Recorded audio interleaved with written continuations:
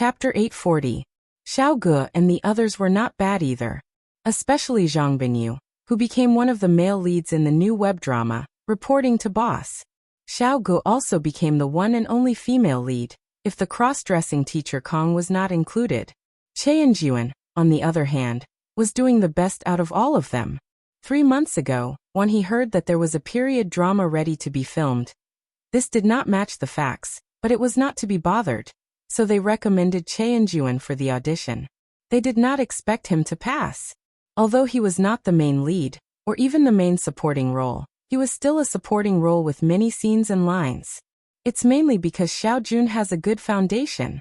The Beast praised. He looks quite handsome in a period drama, and he knows kung fu. When he performs those moves, he's much better than those who only know some fancy moves. Cheonjuan touched his nose in embarrassment. Bai Ku, who was closest to him, put his hand on his shoulder and exclaimed loudly about Cheonjuan's opportunities. Cheonjuan was considered a newcomer this year, but he could already participate in the filming of a TV drama, and it was a big production. He was really lucky. That's why I told you not to slack off. It's right to train and maintain your kung fu. Poplar Fruit laughed. The Beast has already told you. If you don't have kung fu, why would they choose a newcomer like you who has no experience at all? Just look at those who drifted from Beijing and Hengwu, who did not slowly make their mark after playing minor roles for a few years. It's better to have a skill than to compete with others empty-handed. The Beast also laughed. Look at Bai Ku. Why didn't I recommend him for the audition? It's because he's not good at kung fu. Bai Ku's face darkened.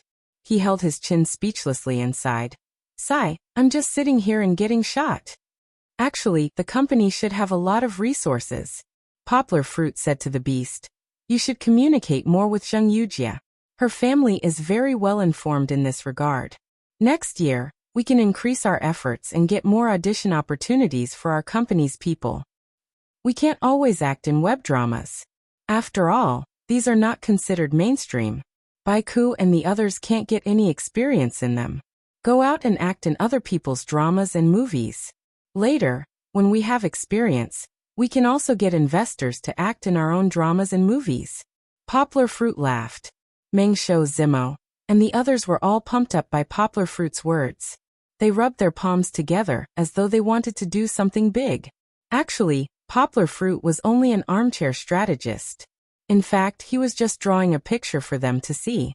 How could he know how difficult it was for a new media company to participate in the traditional circle of television dramas and movies? Of course, who knew if Wanhe and Tianyi were incapable? These people were all young people who were born in the 80s and were not afraid of tigers. They were creative, capable, and supported by Zheng Yujie and Poplar Fruit's funds and resources. The future would only get better and better.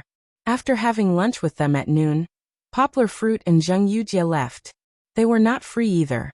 Although they were not the main characters of the afternoon screening, they still had to go there early. They could not interfere with Li An's work. Li An really did not have time to receive them. After exchanging a few pleasantries, he asked his assistant to bring Poplar Fruit and Zheng Yujie in first. However, Kiki could not follow. She was still a child. What if she cried and threw a tantrum? There would be a lot of cinema managers coming to watch the film. This was not a special event for Poplar Fruit. Poplar Fruit had a headache. After Kiki cried in the morning, she began to worry that her father was angry at her disobedience and would leave her alone. Therefore, she refused to stay outside with Zheng Yujie's assistant. Forget it. Zheng Yujie waved her hand and stood up to pick up Kiki. She said, I'll accompany Kiki outside. You watch the movie alone. When Zheng Yujie came to pick up Kiki, Kiki did not throw a tantrum as before. After all, she was very familiar with Zheng Yujie and felt that she was like a relative. Auntie would not lie to Kiki. Moreover, Auntie also said that if Papa lied to Kiki, she would be responsible for spanking Papa's butt. You don't want to watch it? Is it really okay? Poplar Fruit asked somewhat embarrassedly. How could Zheng Yujie not be okay? She was looking forward to watching a movie with Poplar Fruit after waiting for a few months. In the end, in order for Kiki not to cause trouble for Poplar Fruit, she stood up resolutely. You owe me a movie. Zheng Yujie laughed heartily and said, I don't care. Anyway, you have to watch it with me before you go back. Poplar Fruit nodded helplessly. Zheng Yujie really went out, and her assistant did not stay. Therefore, Poplar Fruit stayed behind alone, and began to watch the movie with the heads of a group of cinema managers. If this was the first time he had seen this story, Poplar Fruit would have been amazed by this imaginative movie. After all, the young villain, a hyena, a zebra with a broken leg, an orangutan, and a Bengal tiger were thrown into an escape boat in the Pacific Ocean. In the end, the young villain survived with his own wisdom. This was an almost impossible thing. However, after reading the book and fully understanding the development of the story, Poplar Fruit was not interested in the plot of the movie. He felt that after all, the movie was still made, and there was limited room for imagination. The book was better, and people could freely imagine some of the plot. It was no wonder that the great director Lian was so nervous and insisted that they not sell the book in advance. Could it be that Lian's movie had no redeeming qualities? Of course not. Lian's movie was more rhythmic than the original book's description, and the expression of emotions was more delicate. More importantly, he used a lot of special effects to portray a magnificent and fantastic sea world for the audience. Especially the spectacular flying fish, the rippling sea surface that was sometimes calm and sometimes violent, and the quiet and beautiful green uninhabited island that hid murderous intentions. After watching the movie, Poplar Fruit stretched. He did not wait for Lian, who was talking to the cinema managers, and walked out by himself. Kiki had been anxiously looking around. Zheng Yujie asked her assistant to buy toys for her, but she could not calm her down. Papa! Kiki rushed over and squeezed into her father's arms. Smiling sweetly, she did not want to break free from her father's arms again. However, Poplar Fruit still had to translate the subtitles for the great director Lian. Do you remember that many words? Zheng Yujie asked with a frown when she saw Poplar Fruit take the laptop. There was only a blank Word document on it. Poplar Fruit said with a smile, I remember. In fact, there are not many lines. There were really not many. Most of the movie was a world of one man and one tiger. Poplar Fruit felt that it was a waste of his talent to come here. His fingers were frantically tapping on the computer keyboard, as if he was translating. The content had already been translated in his heart, and he only needed to type out all the drafts in his mind. In less than 5 minutes, Poplar Fruit handed in the task. He held his daughter in his arms and left with Zheng Yujie. They were going to find another cinema to watch a movie. Looking for monthly votes, looking for recommendations greater than or equal to *.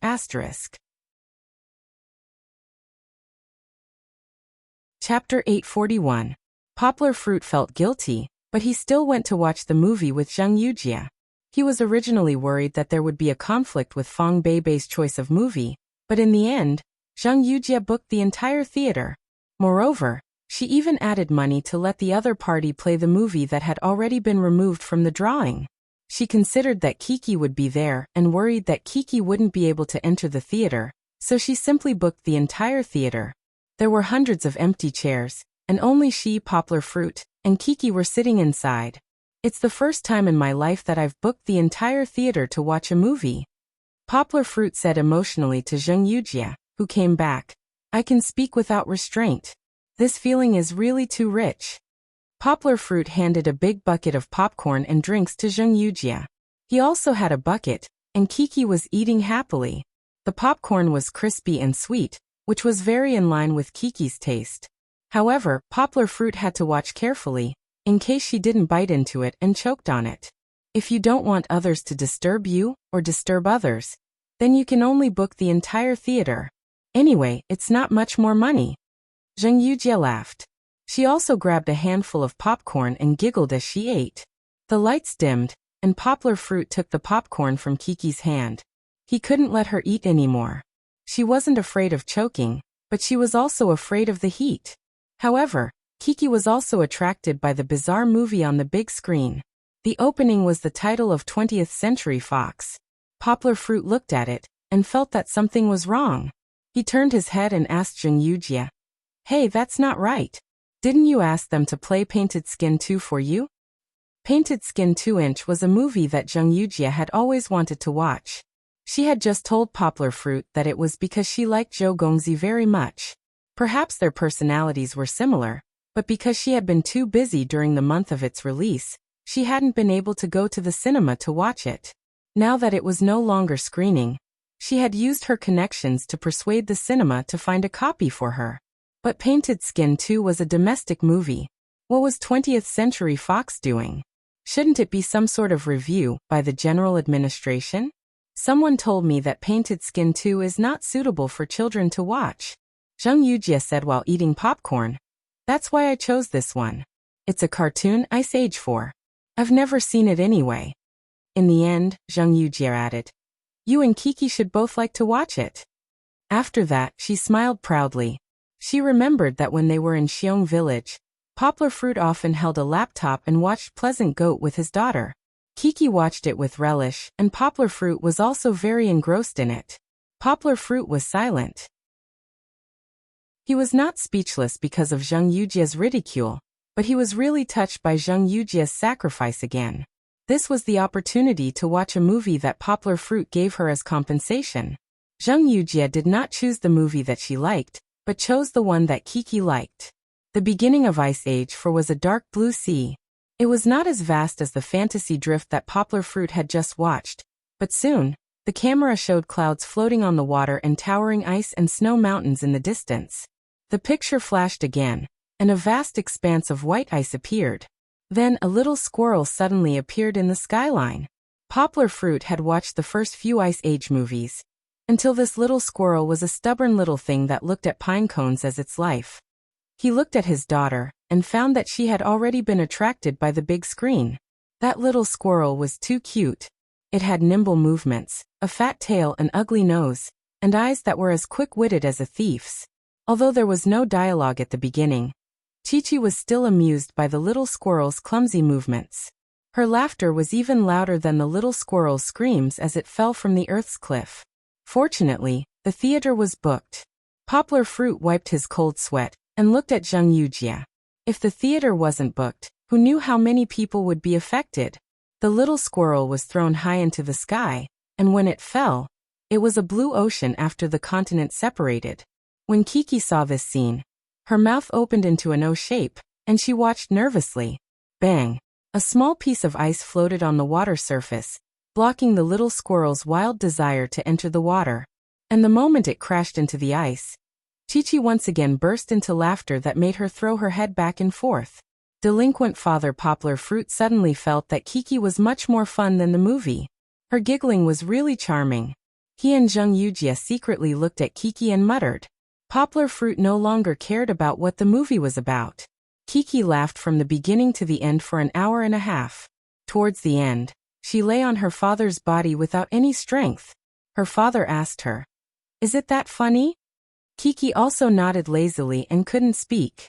Poplar Fruit thought about it, but he still didn't ask Kiki whether Ice Age was better or Pleasant Goat was better, because he understood that Kiki's judgment would be very difficult. After all, Pleasant Goat was a cartoon that she liked for a long time. Not to mention Kiki, it was difficult for Poplar Fruit to judge by himself because domestic cartoons and American cartoons were fundamentally different. American cartoons were all about heroic plots, and they relied on invincible special effects and funny effects to win.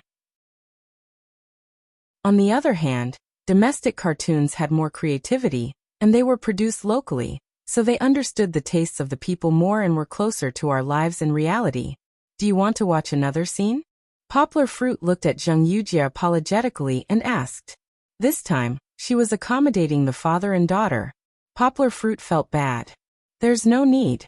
Zheng Yujie glanced at Kiki, who was lying on Poplar Fruit's body, and smiled. Bring her back to rest. You've been busy the whole day, and you all need to rest. Sometimes, it was more effective to let a man remember your good than to chase after him relentlessly to ask for debts. Zheng Yujie didn't want to pester Poplar Fruit and make him sick of her. She only wanted to slowly increase her weight in Poplar Fruit's heart, and one day, she would be able to snatch Poplar Fruit away. Poplar Fruit nodded, and he helped Kiki tidy up her hair with heartache. Laughter consumes energy. Although Kiki was dancing happily just now, she looked like a withered flower after coming out. He was also in a hurry to go back so that he could give Chi-Chi some sweet water to soothe her throat and feed her some food. Otherwise, Chi-Chi would definitely fall asleep a little later than usual. She would definitely fall asleep earlier than usual. Zheng Yujie had already sent her assistant away. She drove Poplar Fruit back to the hotel. I'll pick you up tomorrow to go to the airport, Zheng Yujie said. Poplar Fruit was going back tomorrow. He had already agreed with Feng Beibei that he would be gone for 3 days. Since he had nothing to do in Beijing tomorrow, it was time to go back. Looking at Zheng Yujie's expression, which didn't allow Poplar Fruit to refuse, Poplar Fruit could only nod, close the car door and watch the Maserati drive away. Looking for monthly votes, looking for recommendations greater than or equal to *.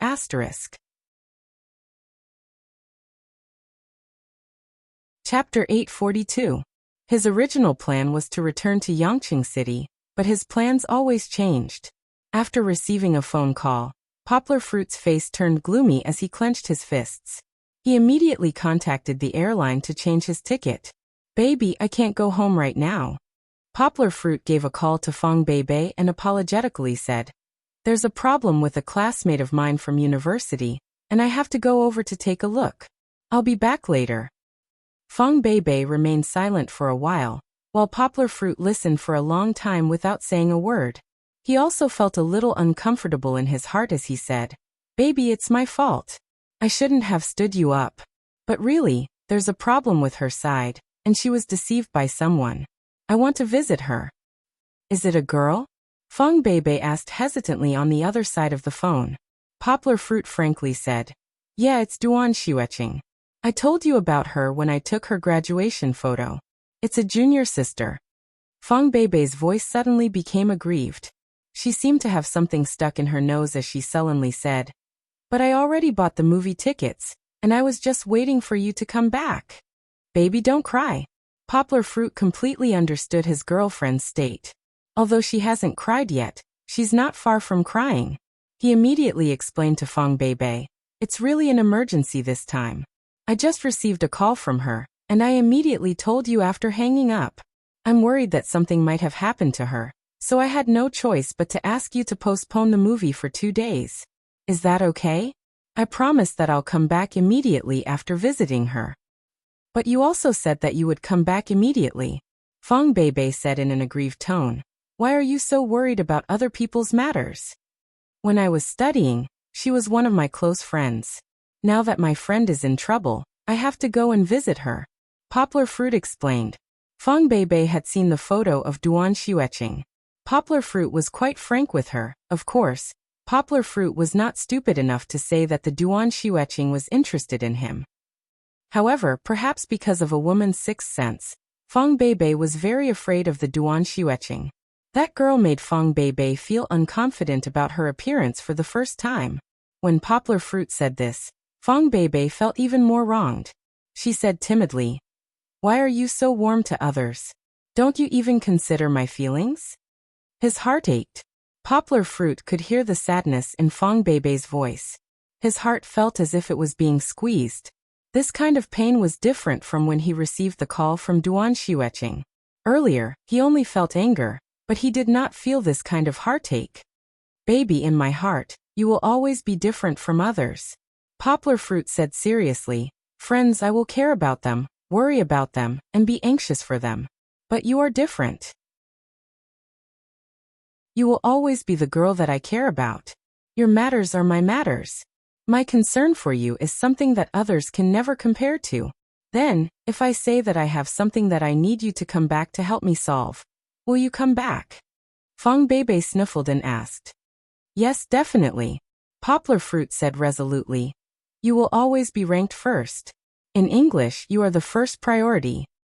Feng Beibei was amused by Poplar Fruit's serious words.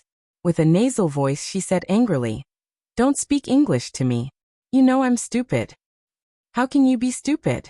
Our baby is the smartest. Poplar Fruit said with a smile. Then should I go home or? Feng Beibei was silent for a while. She said in a muffled voice, No need. I can handle things here. You go and see your friend first. Go home early. And I will. Poplar Fruit said with a smile. Feng Beibei's understanding made him feel relieved. He was about to take out his laptop, but he put it back. This time, I came here to meet the beast, Poplar Fruit said with a smile. I never thought that those friends would improve so much. Feng Beibei and Poplar Fruit both liked this web drama. Although Poplar Fruit was their boss, Feng Beibei and Poplar Fruit regarded themselves as pure audience. Especially Feng Beibei. Sometimes she laughed until she had no strength to lie on Poplar Fruit's arm. Feng Beibei reluctantly became interested. She seemed to be still immersed in the unhappiness of Poplar Fruit not coming back in time. Poplar Fruit just wanted to say something fun to make Feng Beibei happy. He said with a smile. Yes, Kiki played with the beast. She patted its big bald head, and the beast decided to give her a guest role. Didn't she already make a guest appearance last time? Feng Beibei asked curiously. She can make a guest appearance again?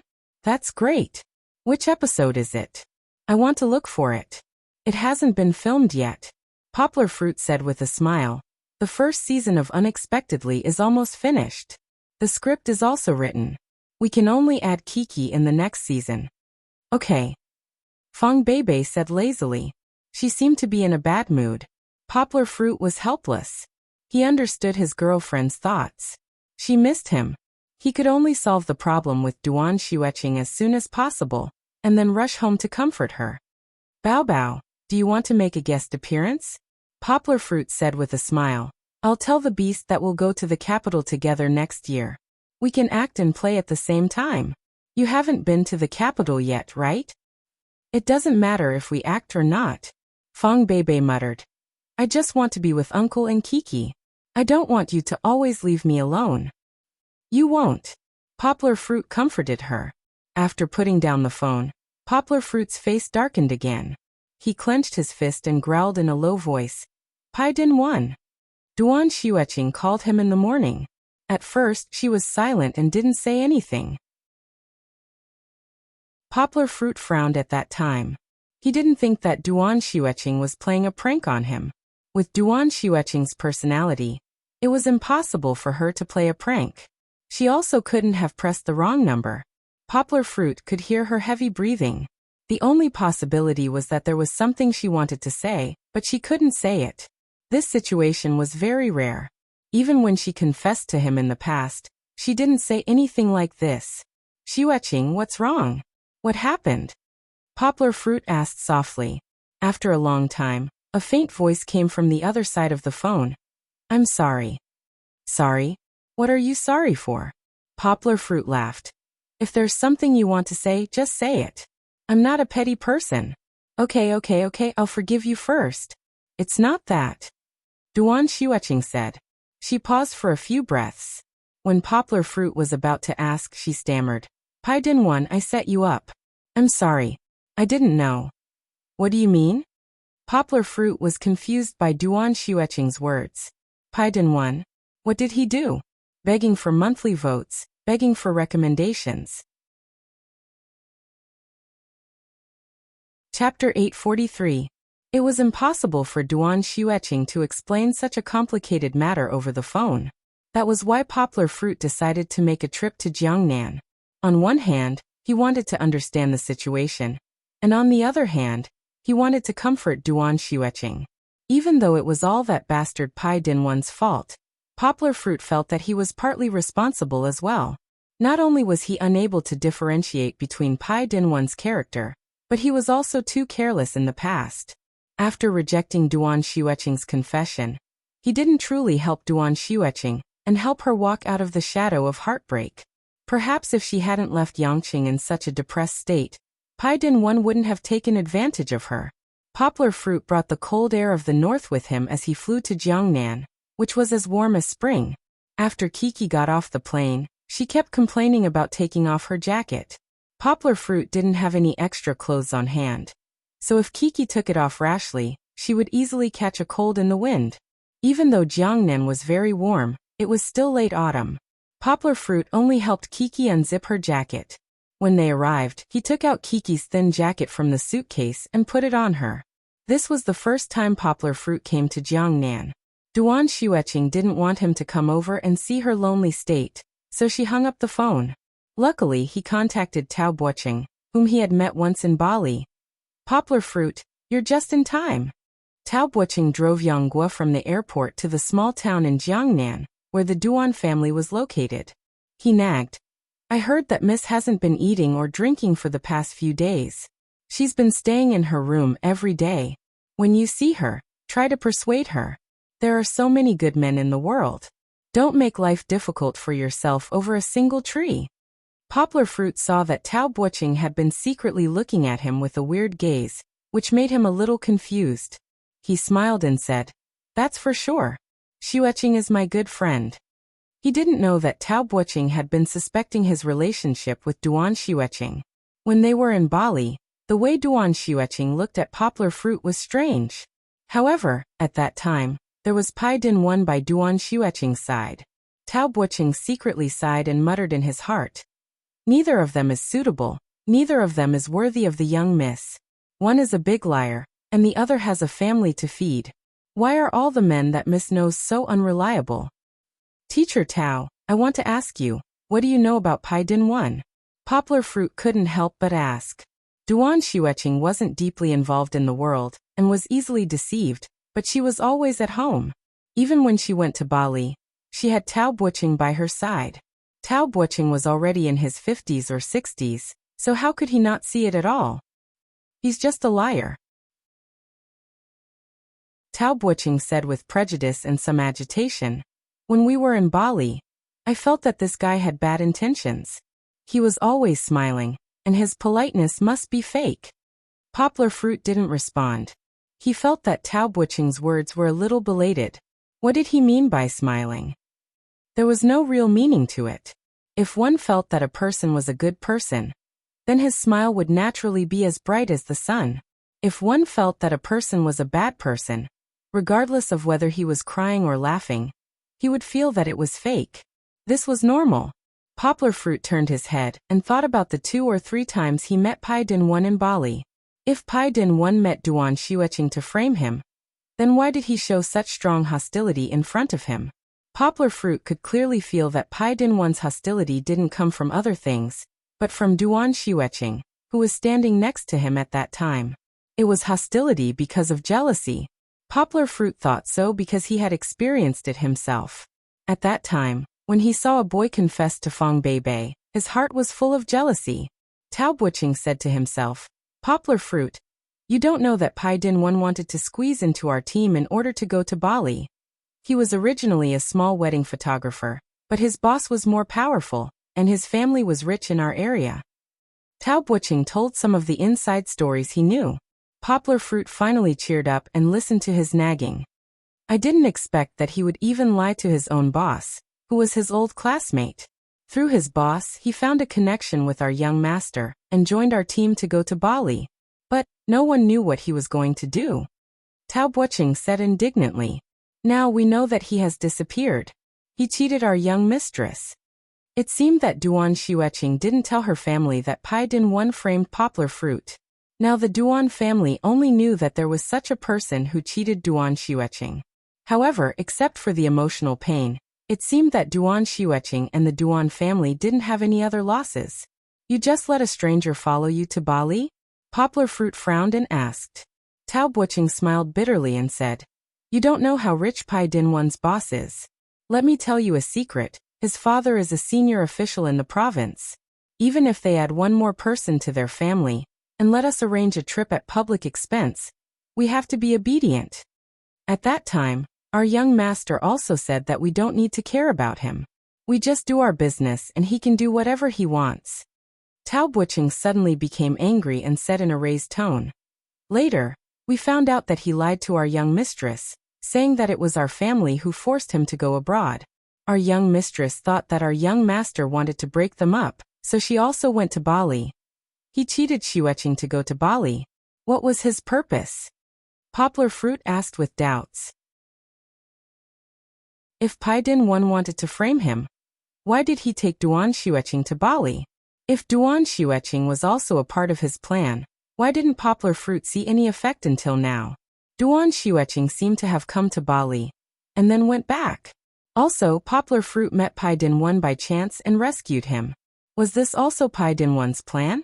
This person was too shrewd, wasn't he? He had to know the exact route back to the hotel, and the time he came out. Besides, what was the use of this trick? Except for making him miserable. Poplar Fruit suddenly had an idea. His body trembled and he thought, he couldn't have told Xueqing that I was the one who beat him, right? If that was the case, this Pai Dinwan was really sinister. Poplar Fruit gritted his teeth. If that guy was standing in front of him, Poplar Fruit would definitely beat him up again. However, what good would it do him to drive a wedge between him and Duan Xueqing, including what Duan Xueqing said on the phone to frame him? This was what Poplar Fruit couldn't figure out. Poplar Fruit was 100% sure that before he came to Bali, he had never seen or heard of Pai Dinwan. Looking for monthly votes, looking for recommendations greater than or equal to *.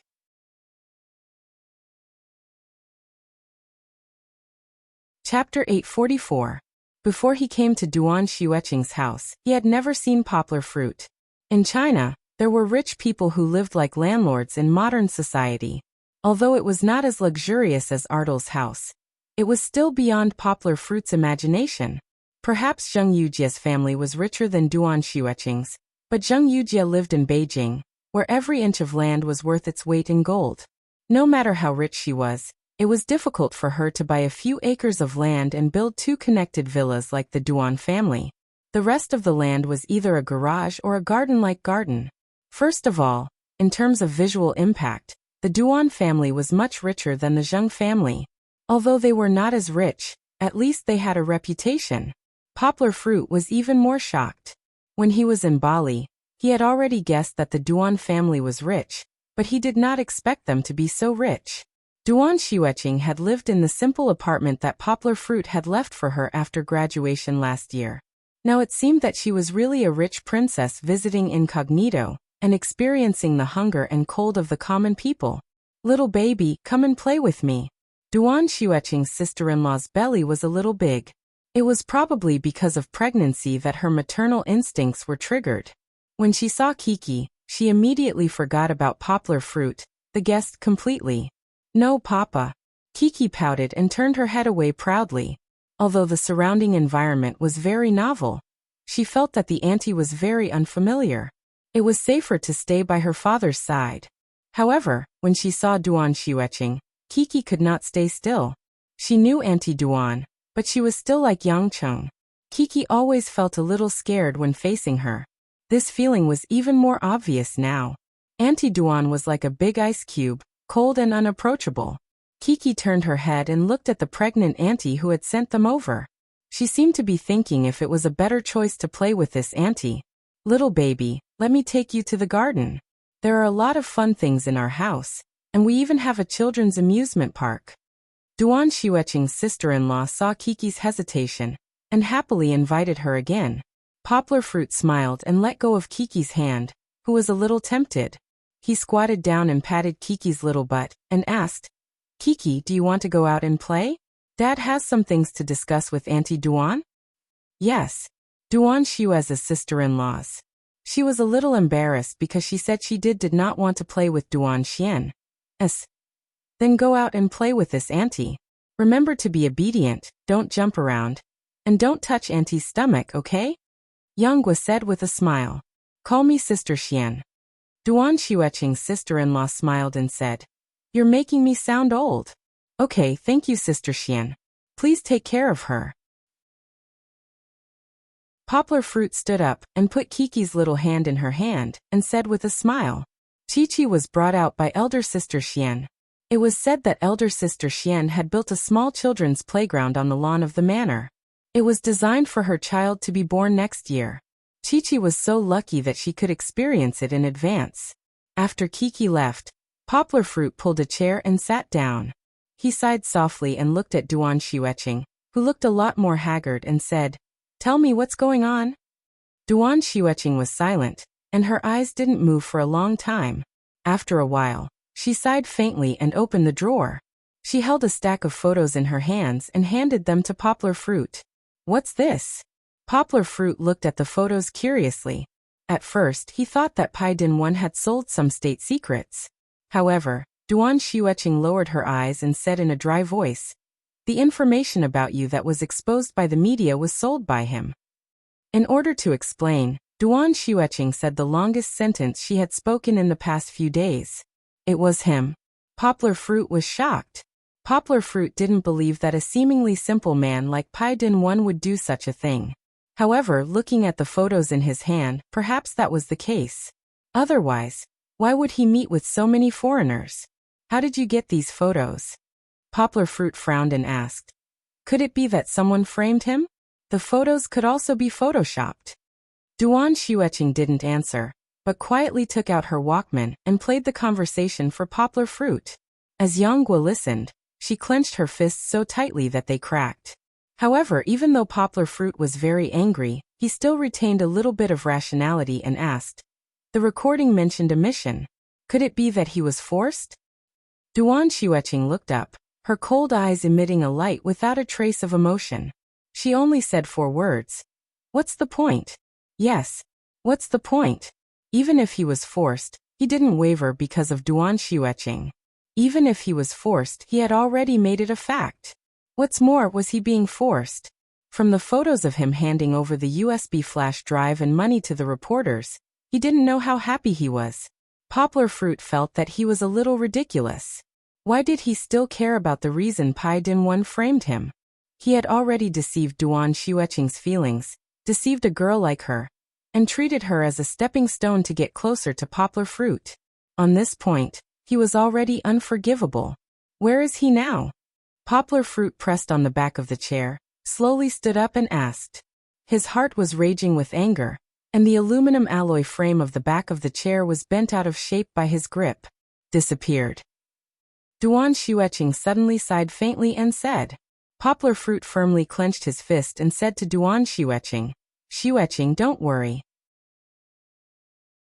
If I see him, I'll definitely beat him up until his parents can't recognize him. Poplar Fruit had already told Pai Dinwan when they were in Bali that if he dared to let Duan Xueqing down, he would definitely beat him up. Duan Xueqing withdrew her gaze from Poplar Fruit and turned her head to the side. She didn't have any intention of continuing the conversation with Poplar Fruit. Poplar Fruit paused and asked the question he had long wanted to ask. On the night of the cocktail party, did Pai Dinwan tell you that I beat him up? Duan Xueqing looked over in surprise. This was the first time Poplar Fruit's emotions had fluctuated since he saw her in the afternoon. Before this, every sigh of hers made him panic, giving him the feeling that her heart was already dead. I didn't beat him up. I even helped him chase away the people who tried to rob him. Poplar Fruit explained with a smile. I'm just worried that this might be a conspiracy. Duan Xueqing didn't know if it was a conspiracy or not, but she still couldn't help but say to Poplar Fruit, he didn't say. After saying that, Duan Xueqing returned to her silent state. After that, even when she was with Poplar Fruit, she sat quietly. Some words were like a breeze that brushed past her ears, and she didn't care about them. Begging for monthly votes, begging for recommendations greater than or equal to *.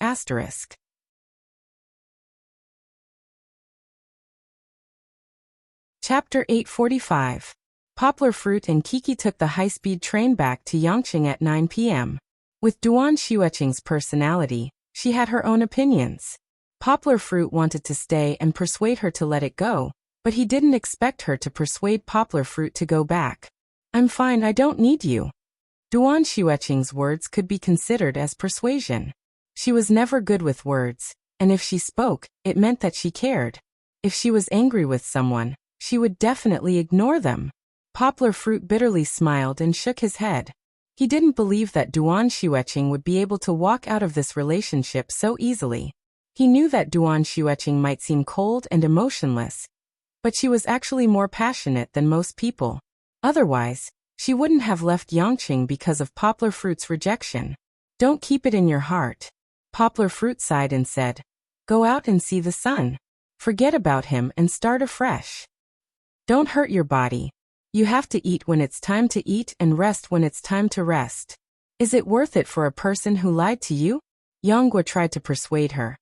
I know you won't listen to me, so I'll go back to Yangqing first.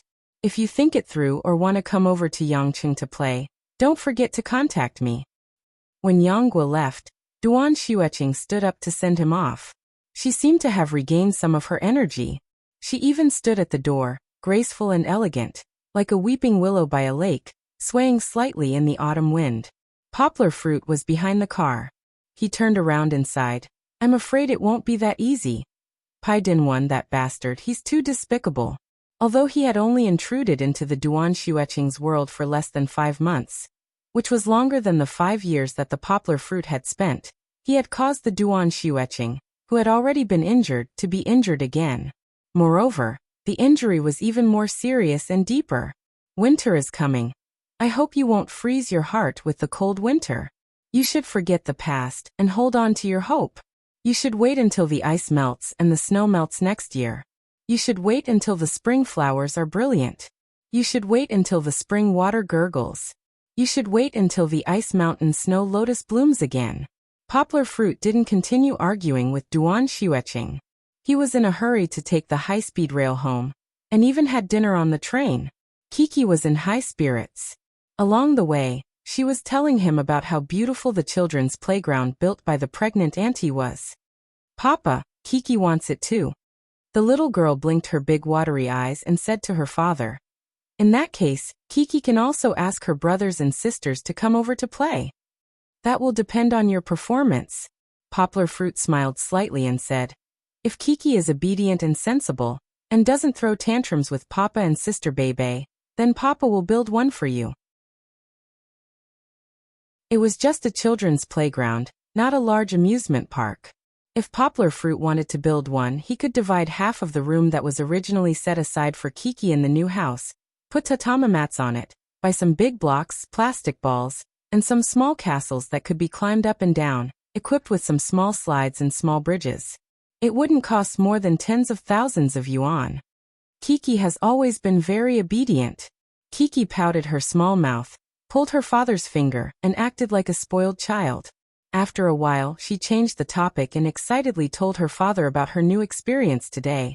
Sister Xuanxuan's belly is big, even bigger than Kiki's. She said that there is a baby in her belly. Fortunately, Kiki's ability to understand was not bad.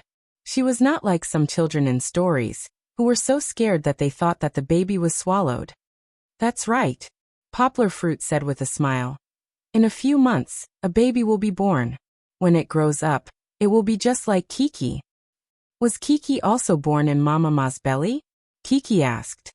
But Kiki has never seen Mama Ma. When she said that, her tone was just a little curious and regretful, but there was no sadness. Kiki was still too young. How could she know what sadness was? In her heart, Papa was everything, and Mama Ma was just a person that Papa told Kiki. She did not envy other children for having Mama Ma, because she still had Sister Bebe to love her. Poplar Fruit smiled, gently stroked Kiki's hair, and said meaningfully, Mama Ma is no longer here, but she has always been looking at Kiki from afar, hoping that Kiki can grow up happily, and in the future, be as beautiful as Mama Ma. Kiki knows. Kiki nodded solemnly and said, Kiki wants to be as beautiful as Mama Ma. Poplar Fruit had shown her a photo of Wu Yu, and he had never hidden the matter of Kiki's birth mother. As Kiki gradually became more sensible, he would tell Kiki more stories about her Mama Ma. To be honest, Wu Yu was indeed a great beauty, and Poplar Fruit was also stunned when he saw the photo. The real person he saw was Wu Yu when she was preparing to give birth to Kiki. In comparison, Wu Yu before she was pregnant was not much worse than Duan Xueqing. They chatted on the high-speed train, and in the end, Kiki could not resist the strong sleepiness. When they were about to reach the station, she swayed and fell asleep in her father's arms.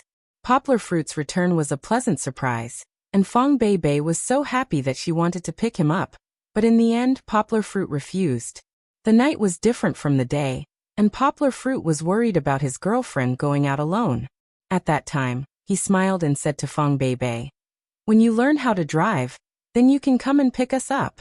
When he returned home, Fong Bei was already sitting on the chair in the dining room waiting for him. Poplar Fruit could see the deep tiredness in her eyes. You're back today. Poplar Fruit had a smile in his eyes, and gently hugged Fong Bei in his arms. With his mouth, He lifted Fong Bei's bangs and gently kissed her forehead. I'll carry Kiki to the bed. Fong Bei whispered to Poplar Fruit. Have you bathed her? Not yet, forget it. I'll bathe her tomorrow? She's sleeping soundly, Poplar Fruit said, and put the luggage aside. When Fong Bei came out, Poplar Fruit sat on the sofa, waved to Fong Bei, and said with a smile, Baby, come here. Without Kiki, Fong Bei's little temper appeared again. She pouted her red lips and dragged her feet, unwilling to come over. Are you still angry with me? Poplar Fruit pretended to sigh, and said, Without a plane ticket, I've already rushed home on the high-speed train. How come there's no reward at all? It's obviously you. Ah. Fong Bei came closer, sullenly refuted, but suddenly she was pulled into Poplar Fruit's arms, and could not help but scream. She was turned over by Poplar Fruit, and her back was against Poplar Fruit's embrace, and her hands were pressed by Poplar Fruit on her lower abdomen. Her face was flushed, but her body was soft, and locked in Poplar Fruit's embrace, unwilling to resist. You're a rogue, Fong Bei whispered in Poplar Fruit's ear, as if she was protesting, but it was more like a tender whisper between lovers. Looking for monthly votes, looking for recommendations.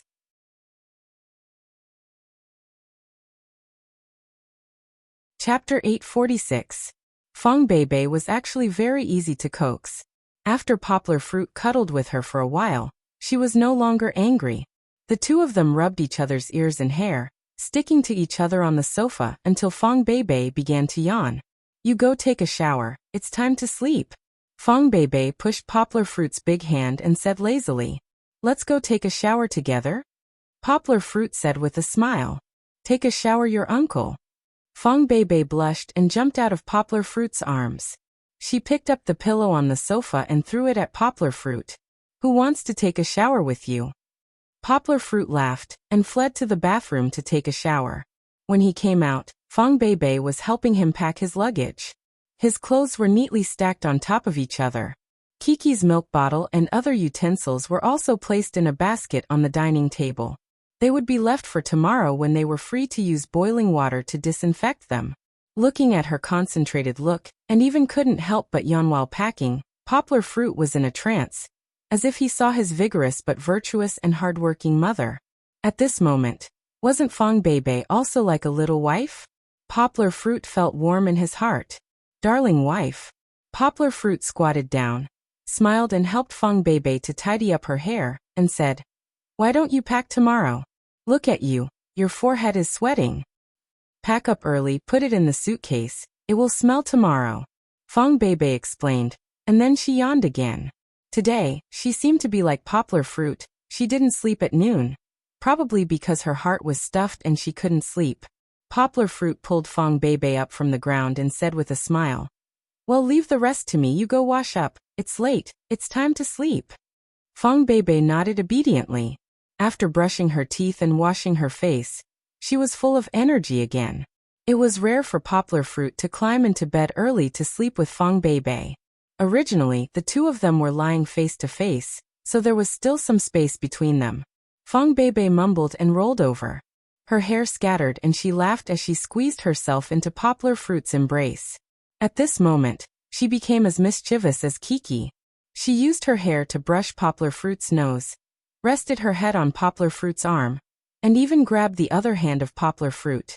Warm and soft body, smooth skin, and pleasant fragrance, Poplar Fruit was teased by her to the point that he couldn't stand it.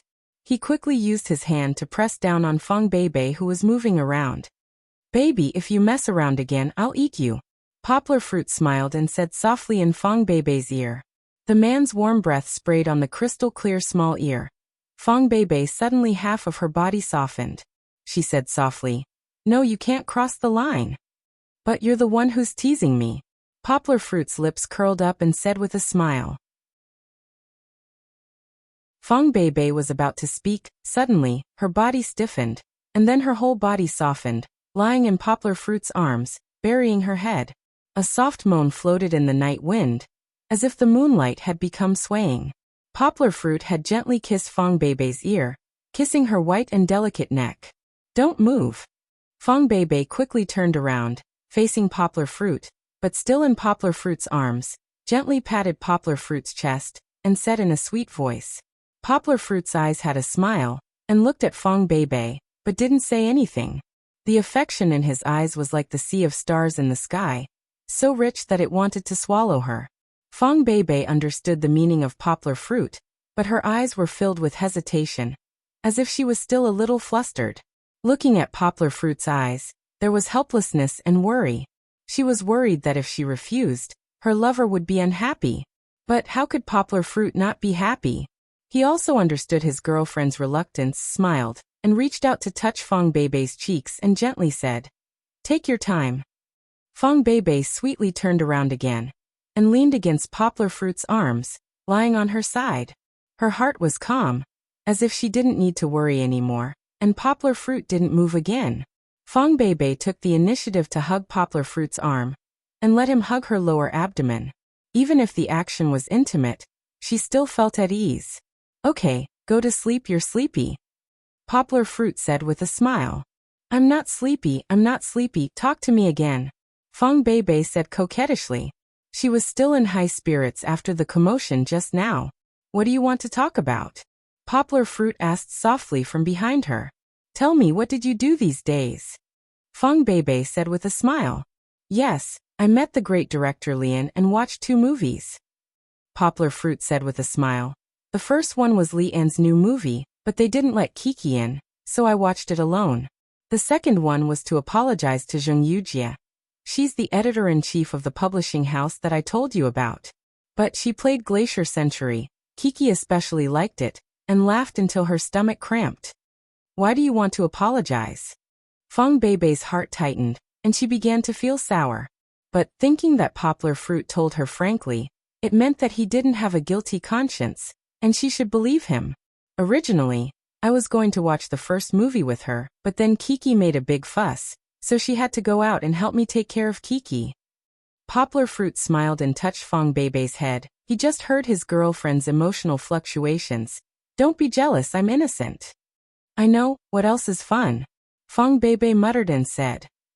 "Then I met with the beasts I told you," Poplar Fruit said with a smile. "What about Senior Duan Xueqing?" Fong Beibei asked. "That's not fun," Poplar Fruit said. "I want to hear it." Fong Beibei said coquettishly. "There's no harm in telling you, but it's fine as long as you hear it." Poplar Fruit said softly he was not worried that Fong Beibei would spread it everywhere, but it was related to Duan Xueqing's feelings. He and Fong Beibei, 2 outsiders, should not talk too much about it. After a moment, Fong Beibei turned around, opened her eyes, and looked at Poplar Fruit sadly, as if she was about to cry. "Senior sister, so pitiful." "Yes," Poplar Fruit sighed and said. "Pai Din 1 is really hateful. Deceiving people." "I'm scared too," Fong Beibei murmured. She seemed to be afraid of Duan Xueqing, but in fact, she was revealing her true feelings. "Idiot, what are you afraid of?" Poplar Fruit chuckled. "Don't you have me by your side? I'll protect you. Whoever dares to lie to you, I'll beat him up." "You're the one I'm afraid of." Fong Beibei snorted, and laughed disdainfully. Fong Beibei was still quite satisfied with Poplar Fruit's answer. She raised her head, and kissed Poplar Fruit on the mouth, smiling. She also walked out of that inexplicable mood. Poplar Fruit smiled and said, "Go to sleep." Fong Beibei found a comfortable position and fell asleep sweetly. Begging for monthly votes, begging for recommendations greater than or equal to *.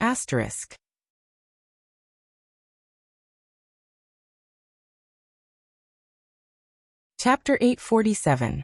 The next day, Poplar Fruit sent Kiki to his godmother, Lu Suqin. On one hand, his godmother missed Kiki. On the other hand, Poplar Fruit was going to watch a movie with Fong Beibei today. It wasn't that Poplar Fruit didn't want to pay for Kiki to go with them, but he recently read a book on parenting, and there was a very reasonable point in it. It was to tell parents not to follow their children all the time, which was not conducive to the development of their children's personality. Parents should let their children understand that parents also have their own work and living space. Poplar Fruit, wait a minute. Lu Suqin asked the old man to accompany Kiki first. She excitedly pulled Poplar Fruit to the side and asked with a smile, Let me ask you, did Jiwon have that thing recently? That thing? Poplar Fruit was a little confused and asked. Aya, you don't even understand? It's just that his heart is budding, and he's looking for a girlfriend again. Lu Suqin patted Poplar Fruit's head and said with disappointment. What kind of mother would say that to her own son? Poplar Fruit's head drooped down a few black lines. He thought about it, shook his head and said, I don't think so. He hasn't had a girlfriend recently. I haven't seen him bring a woman back for nearly half a year. Recently, Song Jiwen had been circling around Chun Anlin. The two of them had been thinking about how to get close to uncles and aunties through square dancing every day. However, it seemed that they were going to watch a movie today. Song Jiwen heard that Poplar Fruit was going to watch 4 movies with his girlfriend today, and they also wanted to come and relax. If there was a possibility, it would only be Chun Anlin who was his girlfriend. However, Poplar Fruit denied this idea. This was because Song Jiwen and Chun Anlin were like fire and water. From the beginning, Song Jiwen and Chun Anlin would quarrel whenever they met. They lived across from each other, and even now, although they opened a Tai Chi dojo together, they would quarrel again after a few words. Sometimes it wasn't even because they had different opinions. How could this be? Lu Suqin said with a gloomy face. Could it be that Jiwen was affected by that incident and doesn't want to be in a relationship anymore? Wouldn't our Song family line be cut off? Poplar Fruit smiled and comforted her. Godmother, don't worry. I noticed that his complexion had been pretty good recently, and he seemed to be in high spirits. He didn't spend all his time gaming, so it was obvious that he had already walked out of his trauma. Just wait patiently for a while. He'll be back with his girlfriend soon. Really? Lu Suqin couldn't stop laughing at Yongguo's words. She asked, Okay, I'm not in a hurry. Jiwen, let's talk about you. I saw on the news that you already have a girlfriend. Where is your girlfriend from? What kind of people are in your family? When are you going to bring her to Godmother? The last time I called your mom, she was so happy. Poplar Fruit smiled bitterly. He knew that too. His mom would call him every few days to ask about her daughter-in-law. However, Poplar Fruit would only tell her that the news was true, and that it wasn't time to bring her home yet. Fong Bebe hadn't agreed yet. This little girl was so shy. She's also from our school. Poplar Fruit smiled and said, She doesn't dare to meet my parents yet. Godmother, wait for a while. Once I convince her, I'll definitely bring her to meet you. Lu Suqin was satisfied and let Poplar Fruit leave. Poplar Fruit went back to pick up Fong Bebe, and then brought the 2/3 wheels to the cinema. Don't worry about them. Poplar Fruit smiled and said, These 2 guys are just here to join in the fun. I bought the tickets and sent them far away. Yes, we definitely won't disturb you too. Song Jiwen crawled his head over from the back seat and chuckled. The seats are dozens of meters apart. Come back. Your butt is so high up. Chun Anlin grabbed Song Jiwen's clothes and pulled him back. She smiled and said, Look at your wretched appearance. Bebe, ignore him. Chun Anlin explained to Fong Bebe with a smile. We're not here to disturb your date. You can watch the movie later. Don't worry about us. We're sitting very far away. Fong Bebe said a little embarrassedly, Sister Anlin, no, I don't care. It's more lively if we come out to play together. Poplar Fruit laughed happily. He knew that Fong Bebe was actually a little reluctant. He was also reluctant. Who would want to have 2/3 wheels following their girlfriend on a date? When he came back yesterday, he asked Song Jiwen to help buy the movie tickets. The movie tickets that Fong Bebe had bought had been refunded. In the end, this guy told Chun Anlin, and the 2 of them secretly bought 4 tickets. There was no other way. They shamelessly stuck to him, and Poplar Fruit couldn't chase them away. Fortunately, these 2 guys were reasonable and didn't buy 4 movie tickets. After talking to Poplar Fruit for a long time, Poplar Fruit reluctantly agreed to let them come. After getting out of the car, Chun Anlin hurriedly dragged Song Jiwen to buy snacks and drinks for everyone. Poplar Fruit and Fong Bebe followed behind holding hands. The 2 of them looked at each other and smiled. It's okay. If you get to know them more, you'll find that these 2 friends are actually very good people.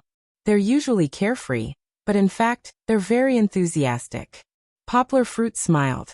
Although Fong Bebe had already met them, She still wasn't very familiar with them. Okay. Fong Beibei smiled sweetly, looked at Poplar Fruit and said, just treat it as a date. Two couples, it's quite interesting. Poplar Fruit shook his head and said with a smile, no, they just want to come out and play with us. Recently, they've been so busy with their dojo that they're dizzy. They're not a couple. Don't be fooled by their smiles, they'll quarrel again later. Before he finished speaking, Chen Anlin's angry shout came from afar. I asked you to bring a few drinks and you didn't even want to do it? Are you still a man? No, can't we just bring it over together? Song Jiwen argued. 2 people, 4 hands, 4 cups of cola and 4 buckets of popcorn. Do you think we can carry it all? Chen Anlin sneered and retorted. You're the one who's slacking off. Why can't we carry it all? Song Jiwen gestured and said, the cola can be carried in a bag and can be carried in one hand. There are 4 buckets of popcorn. I'll carry 3 buckets, and you carry 1 bucket with the cola. Can't you do such a simple calculation? Why do you carry such a light one and I carry such a heavy one? Chen Anlin said unhappily. The focus of their quarrel had unknowingly changed a little. You practice martial arts, so you have so much strength. Wouldn't it be a pity if you don't make full use of it? Song Jiwen said somewhat proudly. Making use of a girl, as a man, you have the nerve to say that? Chen Anlin's violent temper was provoked by Song Jiwen. She shouted angrily, completely ignoring the gazes of the people around them. Forget it, I'll go get it myself. Poplar Fruit and Fong Beibei smiled and walked towards them hand in hand. Looking for monthly votes, looking for recommendations greater than or equal to *.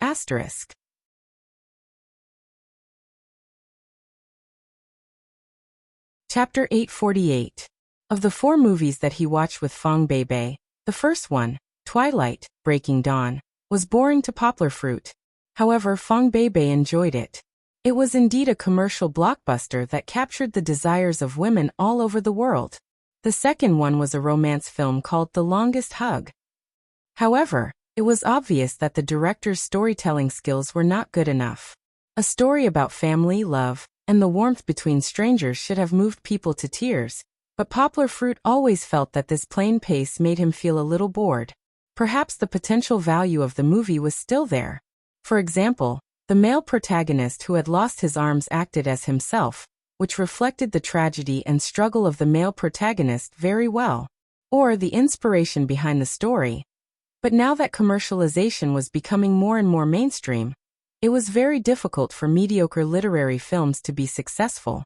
Even if it was a literary film, it should borrow some narrative techniques from commercial films to tell the story with more waves, and edit the scenes to be more exciting. After watching the movie, Yonghua didn't feel moved, but she did have a deeper thought about her future, and the future of New Translation Road Publishing House. She couldn't abandon the market and stubbornly act like a hipster. This movie is not very good. Fong Beibei stretched, showing her curves. She turned her head and said to Poplar Fruit, what's the next one? Spy movie. Poplar Fruit did not even look at the movie ticket. He said with a smile, it's time to change the venue. The next one is in Hall 13. This is what you like to watch. Fong Beibei stepped on the armchair barefoot, holding a high-heeled sandal in one hand. She imitated Kiki and put her arms around Poplar Fruit's neck. She said with a smile, I want a hug too.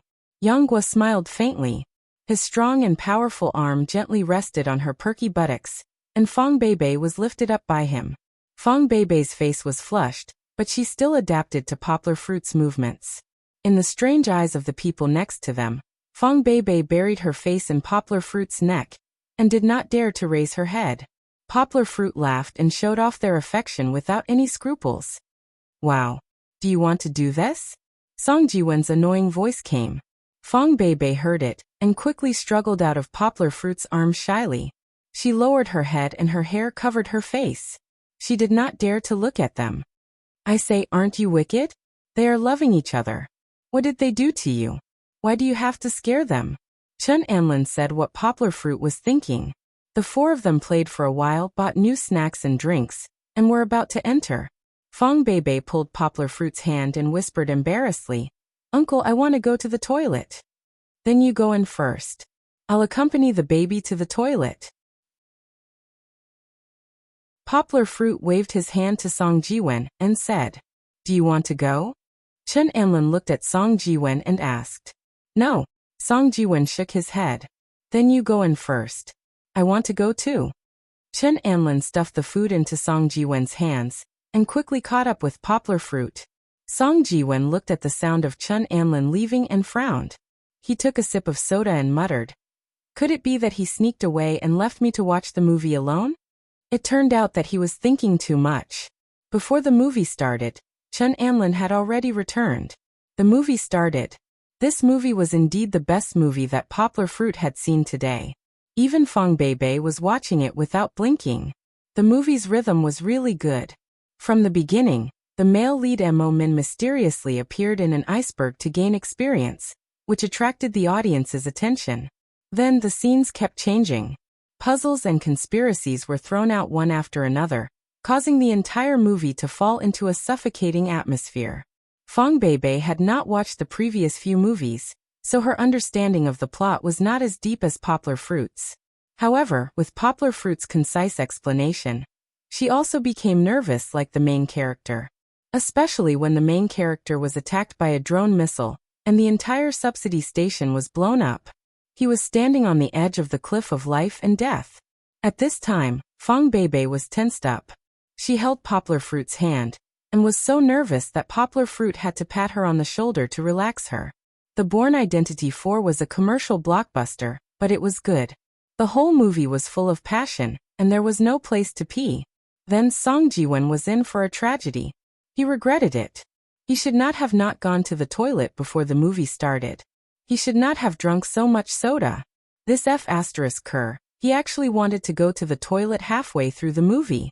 However, the movie was at the most exciting part. Hold it in, hold it in. He could not hold it in anymore. He drank a lot of water in the previous two scenes. He could not hold it in anymore. "I need to go to the toilet." Song Jiwen stood up with a sullen face and squeezed past Chen Anlin. Chen Anlin looked at him curiously and thought, when did this guy become so cold? Could it be that after watching the movie, he also learned to act cool like the main character? If Song Jiwen knew what she was thinking, he would definitely vomit blood. How am I acting cool? However, he could not hold it in anymore and could only leave with a red face. If he continued to nag as usual, he would probably leak before he reached the toilet. His expression was cold, but the lights were too dim for Chen Anlin to see Song Jiwen's expression. "Where's the toilet? Where's the toilet?" Song Jiwen bent over and hugged his stomach as he walked forward. Poplar Fruit saw him walk past and wanted to greet him, but Song Jiwen ignored him and went straight to the door. There was no toilet in the theater. Song Jiwen informed the attendant and hurried to the nearest toilet. When he reached the toilet, Song Jiwen blacked out again. F***ck. Since when did the men's toilet have a queue? It could not be helped. The movie was really good. Everyone looked like they had not been holding it in for long. Coincidentally, there was no big fight just now, so they all ran out. Luckily, the queue was not very long. Song Jiwen gritted his teeth and did not look for another toilet.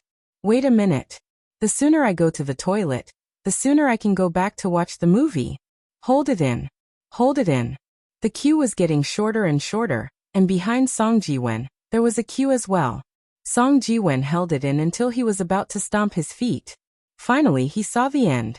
A man in front of him walked in. Song Jiwen stood at the door and let out a sigh of relief. He knew that he was next. Finally, the person in the toilet came out too. Song Jiwen was overjoyed and prepared to take a step forward.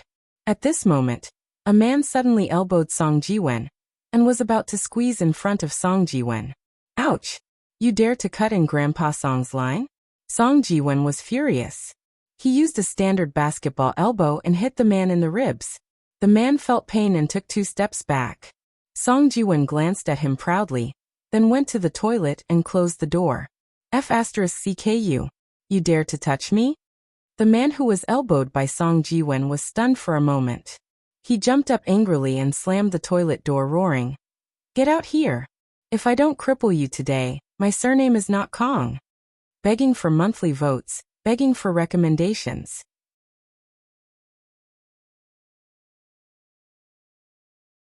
Chapter 849. Chen Anlin watched the movie for a while. Suddenly, a trace of doubt flashed in her eyes. She suddenly realized that Song Jiwen had been out for a long time and had not returned. That's not right, Chen Anlin thought with a frown. Why does it take so long to go to the toilet? Could it be that he's constipated? Of course, she was only complaining in her heart. In reality, she was still looking in the direction that Song Jiwen had left in. Her eyes narrowed slightly. Chen Anlin saw something unusual. There were a few people at the exit of the theater, and one or two audience members wanted to leave their seats to see what was going on.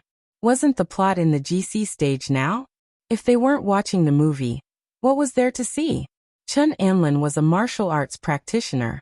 Like poplar fruit, her sixth sense was stronger than ordinary people. However, at this time it had nothing to do with her sixth sense. She had a faint feeling that Song Jiwen was related to this unusual situation. Moreover, she felt a little uneasy.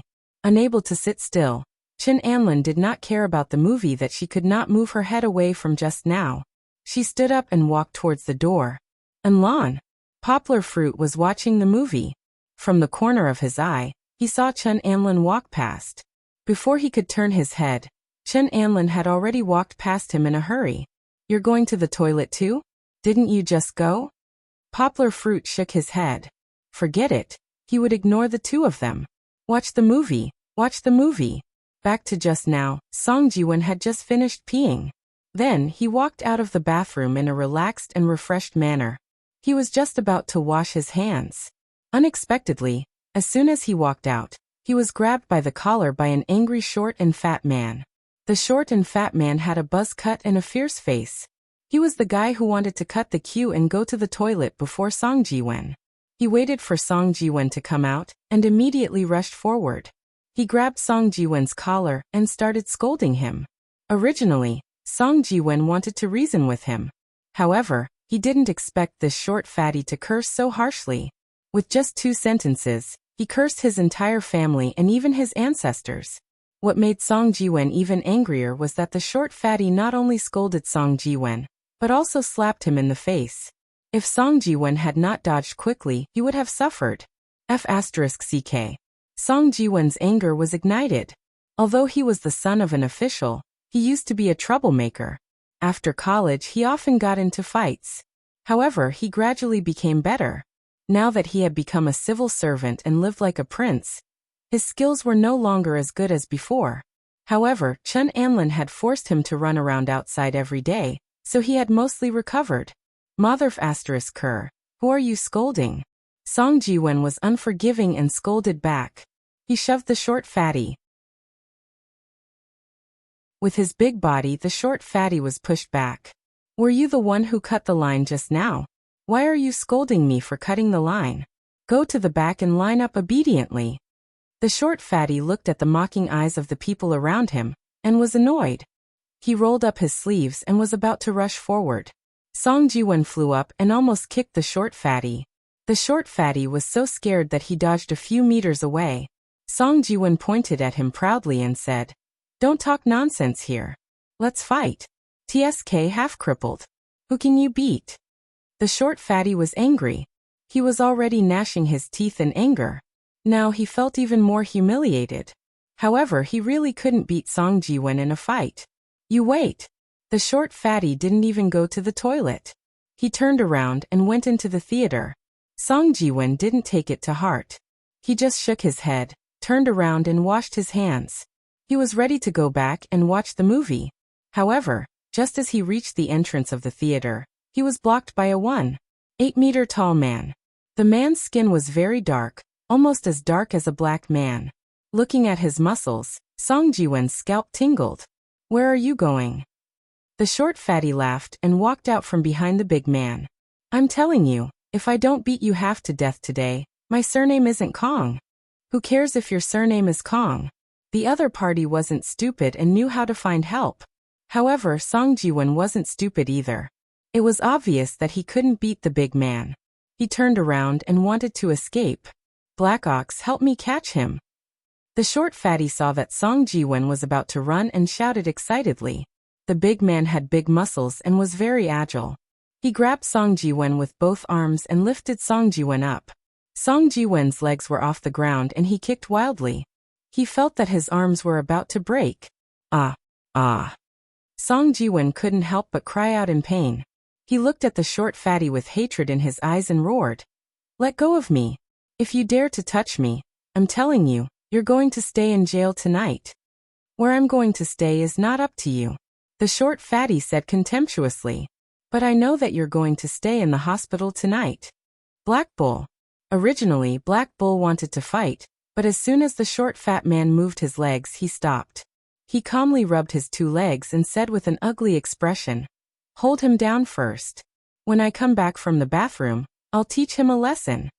After that, he wriggled and jumped in the direction of the bathroom. Song Ji-wen didn't give up struggling, but the more he struggled, the more pain his arms were in. It seemed that if the big man exerted a little more strength, his arms would be dislocated. The pain was so severe that Song Ji-wen couldn't help but cry out, Ah!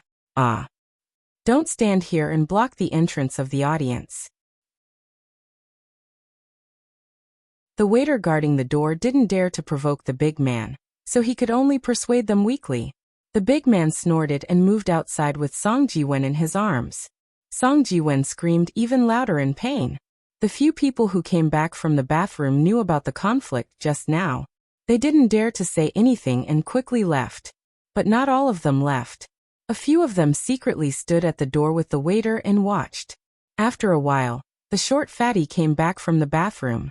He had a morbid excitement on his face. He twisted his arms and walked toward Song Ji-wen. Chen Anlin just came out. She saw Song Ji-wen being caught by the big man, and the short fatty punching him in the stomach. Pain. Song Ji-wen didn't even have time to cry out in pain. Ugh. He spat out some of the cola he had just drunk onto the short fatty. F***CK, F***CK, F***CK. If I don't beat you to death today, my surname isn't Kong. The short fatty stomped his feet and shouted angrily. Anyway, with the big black yak around, he was full of confidence. Bang!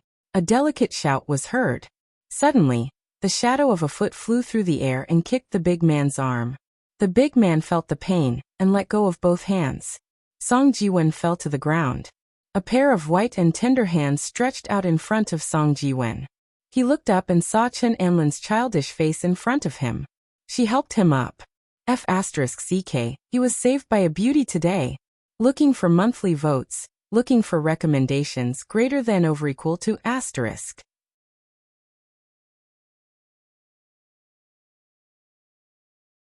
Chapter 850. His lifetime of brilliance had been destroyed here. Song Ji-wen felt that he had lost all his dignity. As a man, he was beaten up by others, and he needed a woman to help him. However, Song Ji-wen did not have the time to be shy. He had just been punched in the stomach by the short fatty. His stomach was in pain, and he could not stand steadily. When Chen Anlin wanted to help him, he felt a tearing pain in his shoulder joints. He could not help but roar. He was too ashamed to face anyone. Chen Anlin's clear voice sounded in Song Ji-wen's ears. Don't move. Song Ji-wen was stunned. Suddenly, his two arms were pulled by Chen Anlin's brute force. He heard a cracking sound, and he felt a sharp pain. Song Ji-wen could not help but cry out in pain again. However, after shouting, he was surprised to find that his arms did not hurt anymore. He only felt a little bit of mama. Get up. Chen Anlin coolly patted Song Ji-wen's head, who was half-squatting, and walked in front of him. Who are you? The short fatty asked in surprise. He couldn't see it clearly, but the big guy was indeed kicked back by the girl. Chen Anlin did not pay attention to his question. She crossed her hands, and her knuckles cracked. She stepped in front of the short fatty domineeringly and snorted. Who dares to bully my man? Stand up. Hey, when did I become your man? The short fatty was shocked by Chen Anlin. At this time, Song Ji-wen weakly interrupted. He was hit in the stomach. Hey, I'm standing up for you. Are you unhappy? Chen Anlin turned around. It seemed that to fight foreign aggression, one must first settle the internal affairs. Although the big guy was hindered just now, the short fatty did not take Chen Anlin seriously. After all, how good could a girl be at fighting? The big guy had already stood up for him. If he bullied my daughter, The short fatty felt that he would not have the face to see anyone anymore. My daughter? It couldn't be helped. Chun Anlin wasn't tall, and she had a cute child's face. Her voice was also crisp, and there was a hint of a childish ending sound unique to the north. She sounded no different from an underage girl. Bullying underage kids was what the short fatty was good at. Because he was not tall enough, he could only bully children. The short fatty did not feel embarrassed at all. He jumped up and was about to slap Chun Anlin's delicate and cute face. He shouted, "So what if I'm bullying you? I even bullied you." Song Ji-wen looked up and saw it, but his body didn't have time to react. His voice had just sounded, "Be careful." Chun Anlin turned sideways to face the short and fat man. Her big watery eyes flashed with a trace of sharpness. She stepped back sideways, made a yin-yang fish arc with both hands, and used the force to throw the short and fat man. The short and fat man didn't have time to react. He only felt that his body was involuntarily pulled by a rotating force, and he fell back uncontrollably. Like a wild goose landing on flat sand, his chubby butt hit the ground and slid far away. The big guy, who didn't talk much, roared and waved his big fist to hit Chun Anlin's head. He didn't know any martial arts moves, and he relied on brute force. But looking at the momentum, it was scary enough. Chun Anlin snorted. Her slender waist twisted like a fried dough twist. Her body swayed rapidly and dodged the big guy's fist. She wanted to use the strength of her opponent's punch to throw him back like the short fatty did just now. However, when she grabbed the big guy's thick arm, Chun Anlin was surprised to find that her force didn't work on the big guy.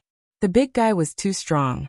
She didn't know if he was a professional weightlifter, but he actually stabilized himself after swaying a little. It wasn't that her kung fu wasn't good enough. Chun Anlin's kung fu was one of the best in their generation. It was just that girls were at a disadvantage in terms of strength. If it were poplar fruit, not to mention swaying, it was possible that the big guy would directly fly to the door with just a simple push.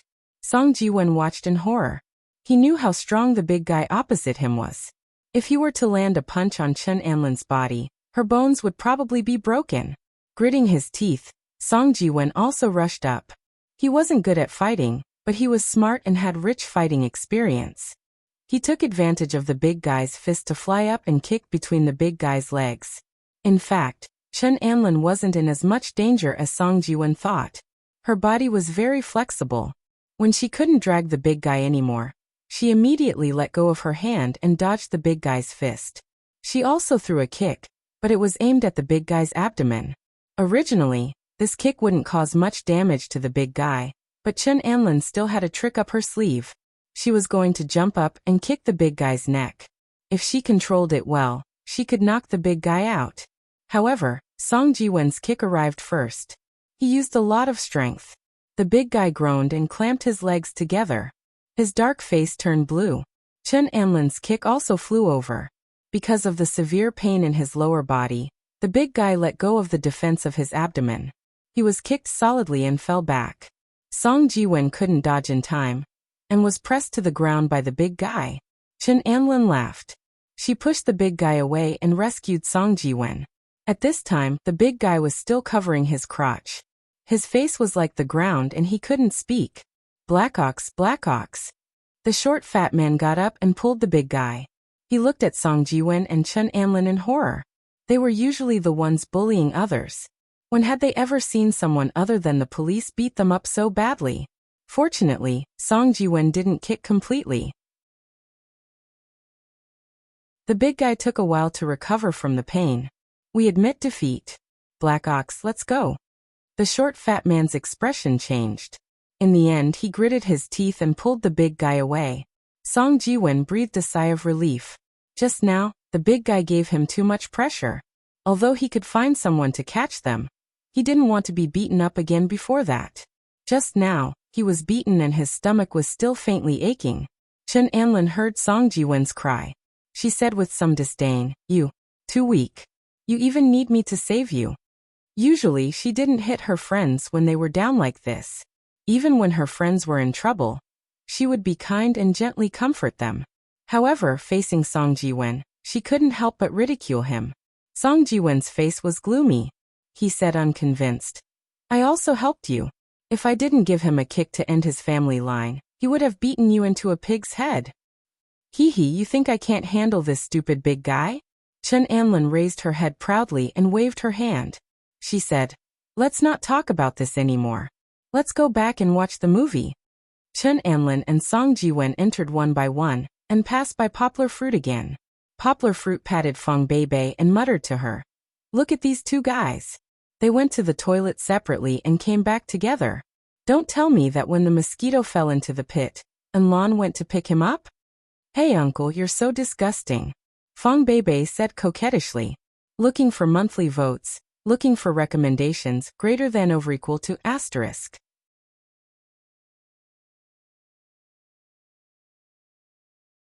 Chapter 851. While Poplar Fruit and Feng Beibei were enjoying their movie date, Kiki and Lu Suqin were staring at each other on the luxurious sofa of the Song family. Lu Suqin was smiling, and the crow's feet at the corner of her eyes were trembling. She didn't seem to have any bad intentions. Kiki felt a little strange. Originally, her grandma was having fun with her. Why did she suddenly stare at her without saying anything? And her smile was so strange. Kiki. Lu Suqin took out an Alps lollipop from nowhere, smiled and shook it in front of Kiki's eyes, and said seductively, Grandma has a lollipop. Kiki, do you want one? Kiki's eyes lit up, and she let go of the toy in her hands. Her two small arms swayed in the air, and her big eyes curved into crescents as she shouted, Kiki wants, Kiki wants. Lollipops were delicious and sweet, and they could be eaten for a long time. Just thinking about it made Kiki's mouth water. Then, what does Kiki have to say? Lu Suqin asked with a smile. Everything had to be done step by step. Kiki scratched her head and thought for a while. Her two small hands clenched into fists, and she raised them to her chin. She twisted her shoulders slightly, blinked her big eyes cutely and said coquettishly, Grandma, you're so beautiful. Can you give Kiki a lollipop, okay? Okay. Moved by Kiki's cuteness, Lu Suqin said with a smile. Lu Suqin handed over the lollipop in her hand. When Kiki was about to grab it, Lu Suqin suddenly realized that something was wrong. She hadn't asked what she wanted to ask. Kiki cried out Aya, and looked at her grandma in confusion. She didn't understand why the duck that was about to be in her mouth flew away again. No, Grandma still has a question to ask Kiki. Lu Suqin saw that Kiki began to pout and said quickly, Grandma is so mean. Kiki said angrily, Grandma, you're wrong. Grandma should be hit. Lu Suqin said shamefully. She took out another lollipop and smiled. But Kiki, if you answer one of my questions, I'll give you both lollipops. Kiki's gaze was attracted by the two lollipops. Her eyes were wide open, and she wanted to eat them with her eyes. Hearing her grandmother's words, Kiki didn't know what to do. After being cheated once, she didn't trust her grandmother anymore. However, the lollipop was too tempting. Kiki hesitantly stretched out her pinky and pouted. Pinky promise, Grandma. Okay, pinky promise. Lu Suqin smiled and pinky promise with Kiki.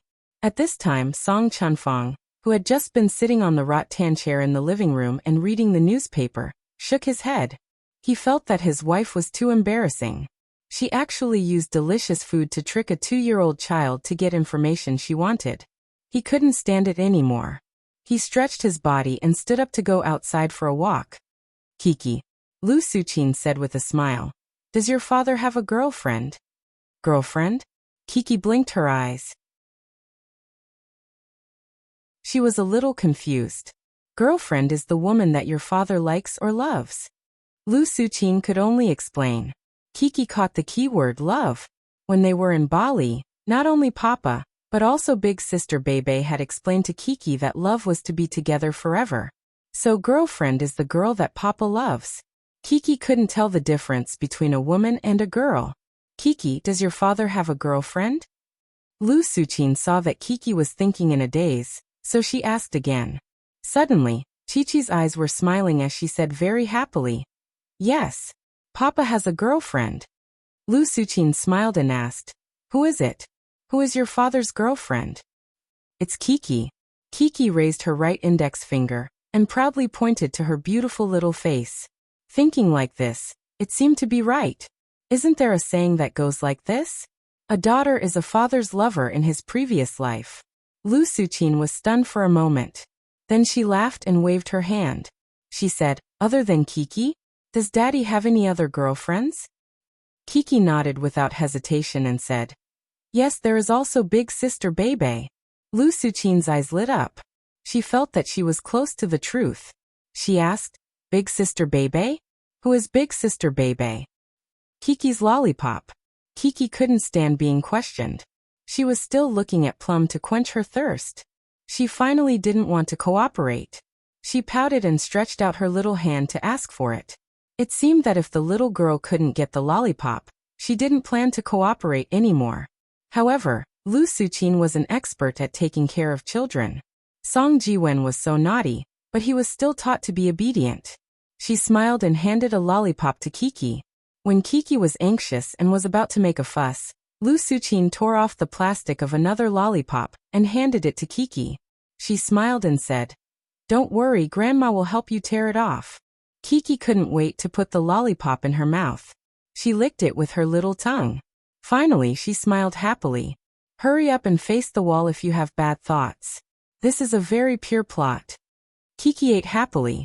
Lu Suqin struck while the iron was hot and continued to ask, then, who is big sister Bebe? Kiki held the lollipop in her right hand and licked it. From the sound of it, other people would think that this lollipop was some kind of exotic delicacy. She looked at her grandma strangely and said matter-of-factly, big sister Bebe is big sister Bebe. Then is your big sister Bebe pretty? Lu Suqin asked. Pretty. So pretty. Kiki took out the lollipop and said seriously. Then she continued to suck on it. How old is she? Kiki's eyes were a little confused.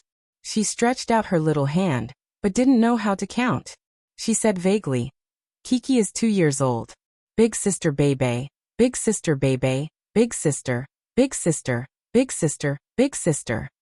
How big was big? Lu Suqin didn't understand either, so she changed the question. Where is she from? Where is she from? Kiki didn't understand this question. That is, where does she live? Kiki's eyes lit up and said happily, Kiki, big sister Bebe, and Papa live together. Although the answer was somewhat irrelevant, Lu Suqin's expression was still a little excited. She got a bigger piece of information. The two of them were actually living together. The questioning continued, and Lu Suqin, who was gossiping, couldn't stop. She felt that she had a sense of mission. She was asking for information for Poplar Fruit's mother, Big Sister Sue. Poplar Fruit didn't know that he was trying to help Fong Bebe hide it, but his daughter betrayed them both for 2 worthless lollipops. Until he went to pick up Kiki at night, Lu Suqin said to him while holding back her laughter, remember to bring your girlfriend home early to see. Poplar Fruit smiled honestly and said, I will persuade her when I have the chance. Begging for monthly votes, begging for recommendations.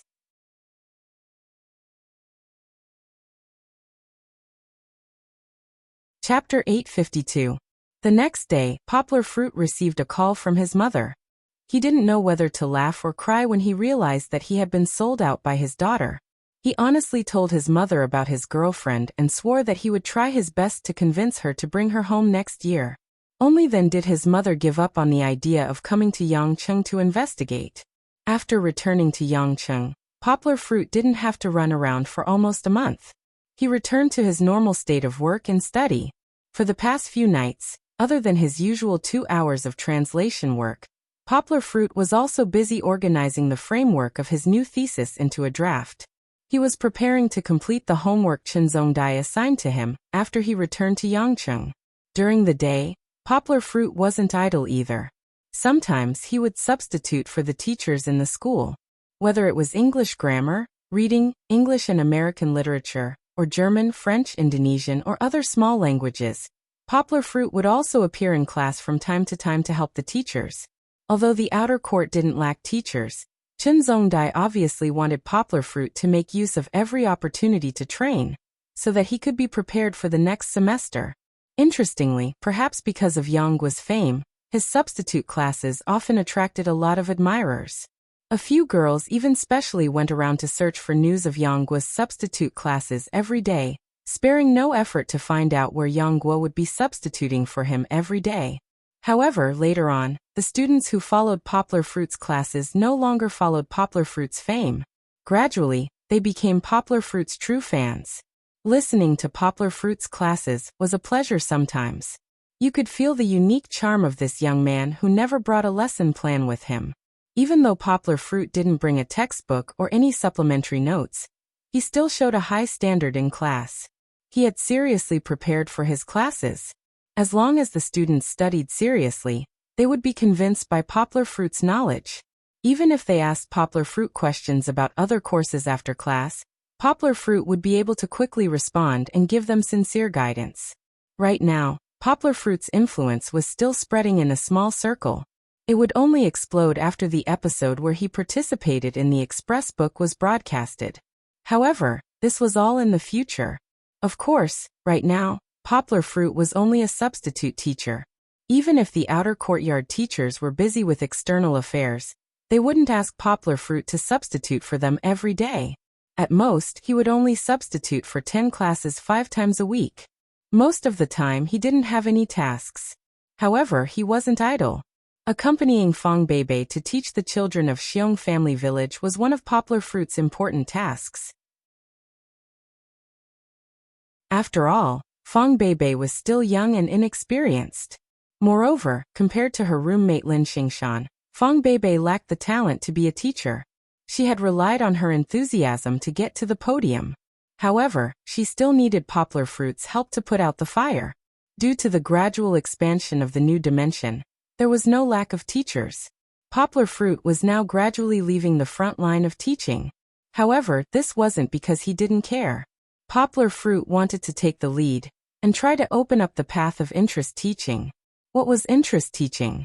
In fact, it wasn't a new thing in the city. Especially in Yangcheng, there were all kinds of interest and specialty classes. Poplar Fruit knew that due to the limitations of equipment and geography, the children of the poor mountainous areas would never be able to become all-round talents like the children of the city. However, Poplar Fruit wanted to give them such an opportunity. Therefore, when Poplar Fruit had asked Fat Dragon to design the online homework system, he had also mentioned a grand plan to integrate interest teaching into their long-distance education system. Apart from studying step by step, the children also hoped to use the internet and the long-distance education system designed by Poplar Fruit to find content that they liked to study. During the usually boring nights waiting for sleep, they would also be able to learn some special skills. Currently, the system designed by Fat Dragon and his hacker buddies had already taken shape. Although it was still in the process of improving the experience, it was already used by over 600 children every day. Previously, Xiongjiwu still had to scan the children's homework every day for the teachers to grade. Now Xiongjiwu didn't have to work so hard. The children could directly do their homework and submit their own answers through the system. However, the interest teaching that Poplar Fruit had mentioned was still a blank. It wasn't that they couldn't find anyone. Among the students who signed up to join the Multidimensional Teaching Society in Higashiyama University, there was no lack of talented people with unique skills. For example, there was a young calligrapher whose calligraphy could be sent to the exhibition hall, a Go expert who had won the gold medal in the National University Go competition, and there were more than 5 students on the list that Wang Yuba had given Poplar Fruit. However, how would interest teaching be taught? How would interest teaching be done? This required Poplar Fruit to explore as a pioneer before they could truly integrate the resources. At present, it seemed that the best method for interest teaching was for the teacher to make a video of the class and let the students learn by themselves. If they had any questions, they could leave a message and the teacher would answer them. After all, interest teaching was different from regular classes. There might only be one teacher, and they couldn't always accompany the students who wanted to learn. The students' learning time wasn't fixed either. After all, they were using their spare time. The children in the mountains still needed to do housework. Sometimes, they would be busy at home and might not have time to go to school at night to study by themselves. Poplar Fruit would record a video lesson explaining in detail the fist technique that he had improved on Kiki's Benben fist. It would use 6 cameras to shoot from multiple angles, supplemented by editing and dubbing, so that interested children could learn by themselves. Poplar Fruit had once wanted to name this lesson as Body Strengthening Fist. After all, his fist technique didn't have obvious lethality. Its main purpose was to let the children exercise more and achieve the goal of strengthening their bodies. However, Fong Beibei said that his name wasn't as beautiful as Kiki's. In the end, he didn't change it. It was still called Benben Fist. This fist technique was developed by Poplar Fruit when he helped Chen Anlin and Song Jiwen research a new type of Tai Chi that matched the rhythm of square dancing. Before he started recording, the children in Xiong village had received the news, especially the group of naughty children led by Xiong Xiaofeng.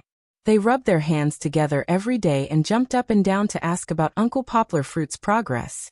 However, Poplar Fruit didn't rush to start recording just because the children urged him. On the one hand, he needed time to organize the syllabus of the lesson. On the other hand, he had to run around and submit applications to establish a charity foundation dedicated to long-distance education services. The establishment of a charity foundation wasn't easy. Fortunately, Song Jiwen's father, Song Chunfang, helped him to build connections. Although Poplar Fruit ran around a lot, and the process was very complicated, he didn't encounter any difficulties. Looking for monthly votes, looking for recommendations.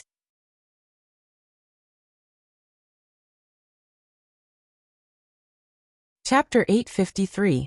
Beibei, where are you going? After class, Lin Xingshan chased after Fong Beibei and giggled as she hugged her arm and said, "Recently, except for class, we haven't played together. Now that you have a boyfriend, you don't want your best friend anymore?" Fong Beibei pinched Lin Xingshan's cheeks that had some baby fat, and said with a bell-like smile, "How can that be? Obviously, after I moved out, you guys didn't invite me to any activities. I didn't say that I won't participate. Today, Uncle went out to do something, so I have to pick up Kiki after class. That's why I left so quickly," Fong Beibei said with a smile. She and Poplar Fruit often stick together at night, but they usually have their own lives. This seems to have become a tacit understanding between them. Even if they are a couple or even a couple in the future, they need their own space and circle of friends, otherwise, they will gradually lose themselves and become each other's accessory. "Then I'll go with you to pick up Kiki. Today, us 3 sisters will go shopping, okay?" Lin Xingshan suggested. "Okay." Fong Beibei happily nodded and said, "I haven't been to Shangjiu for a long time. I also want to buy Kiki some good-looking headbands." Boys shopping is generally more purposeful, while girls shopping, they enjoy the process. Don't look at how Fong Beibei talked about Kiki's headbands. She just casually said, when they really go shopping, their desire to buy will quickly be aroused at that time. It is not something that can be covered by a few headbands. After picking up Kiki from Poplar Fruit's house, when she heard that they are going shopping, Kiki was so excited that she jumped and chirped like a lark, as if she wanted to bring the whole campus from autumn to spring. However, a loud braking sound broke this happy atmosphere. A Porsche sports car stopped in front of Fong Beibei. Fong Beibei quickly protected Kiki, frowning as she looked over. She saw a man that she really didn't want to see again coming out of the car. After Gan Juanji was chased away by Fong Beibei that day, he returned home full of anger. It was not just a matter of face, Fong Beibei's change in attitude towards him. It was a huge blow to Gan Juanji's confidence. First, he was very handsome. Even when he walked on campus, some girls would secretly look back at him. Secondly, he was very rich, dressed in branded clothes, the aura of a rich family's son, enough to make countless girls flock to him. Lastly, he had feelings. He had already said that he gave up his studies in America and came back to pursue only loves his SSSDSSS shits. Why? S is not that she's that's that? Is it because she's pretty? She's become more scheming? Gan Juanji really couldn't figure it out. Later, he made a judgment that Fong Beibei was no longer the pure and innocent class belle in his heart. After so many years of change, she was no different from the girls that he pursued. Perhaps, the money attack, the romantic attack, these tactics that he had used so many times would work on her too. When Gan Juanji came to this conclusion, he secretly scolded himself for being so stupid. He didn't use the simple and crude method that he was best at, but he wanted to play pure and innocent. He thought that Fong Beibei was blind and couldn't recognize his branded clothes. She should have driven his Porsche, which had driven countless girls in nightclubs, and even experienced countless cars. Yes. This car could be said to be a magic weapon that won't fail in picking up girls. Gan Juanji thought for a few days, and even used his connections to let his car directly drive into Higashiyama University's campus. Just as he drove in, he saw Fong Beibei on the opposite side of the campus, who had been making his heart itch for a long time. He hurriedly turned around and chased after her, not caring about the traffic jam, and stopped directly in front of Fong Beibei. Beibei. Gan Juanji got out of the car, leaned on the car door with a smile, and stood there looking at Fong Beibei. The passing boys on bicycles all took a detour.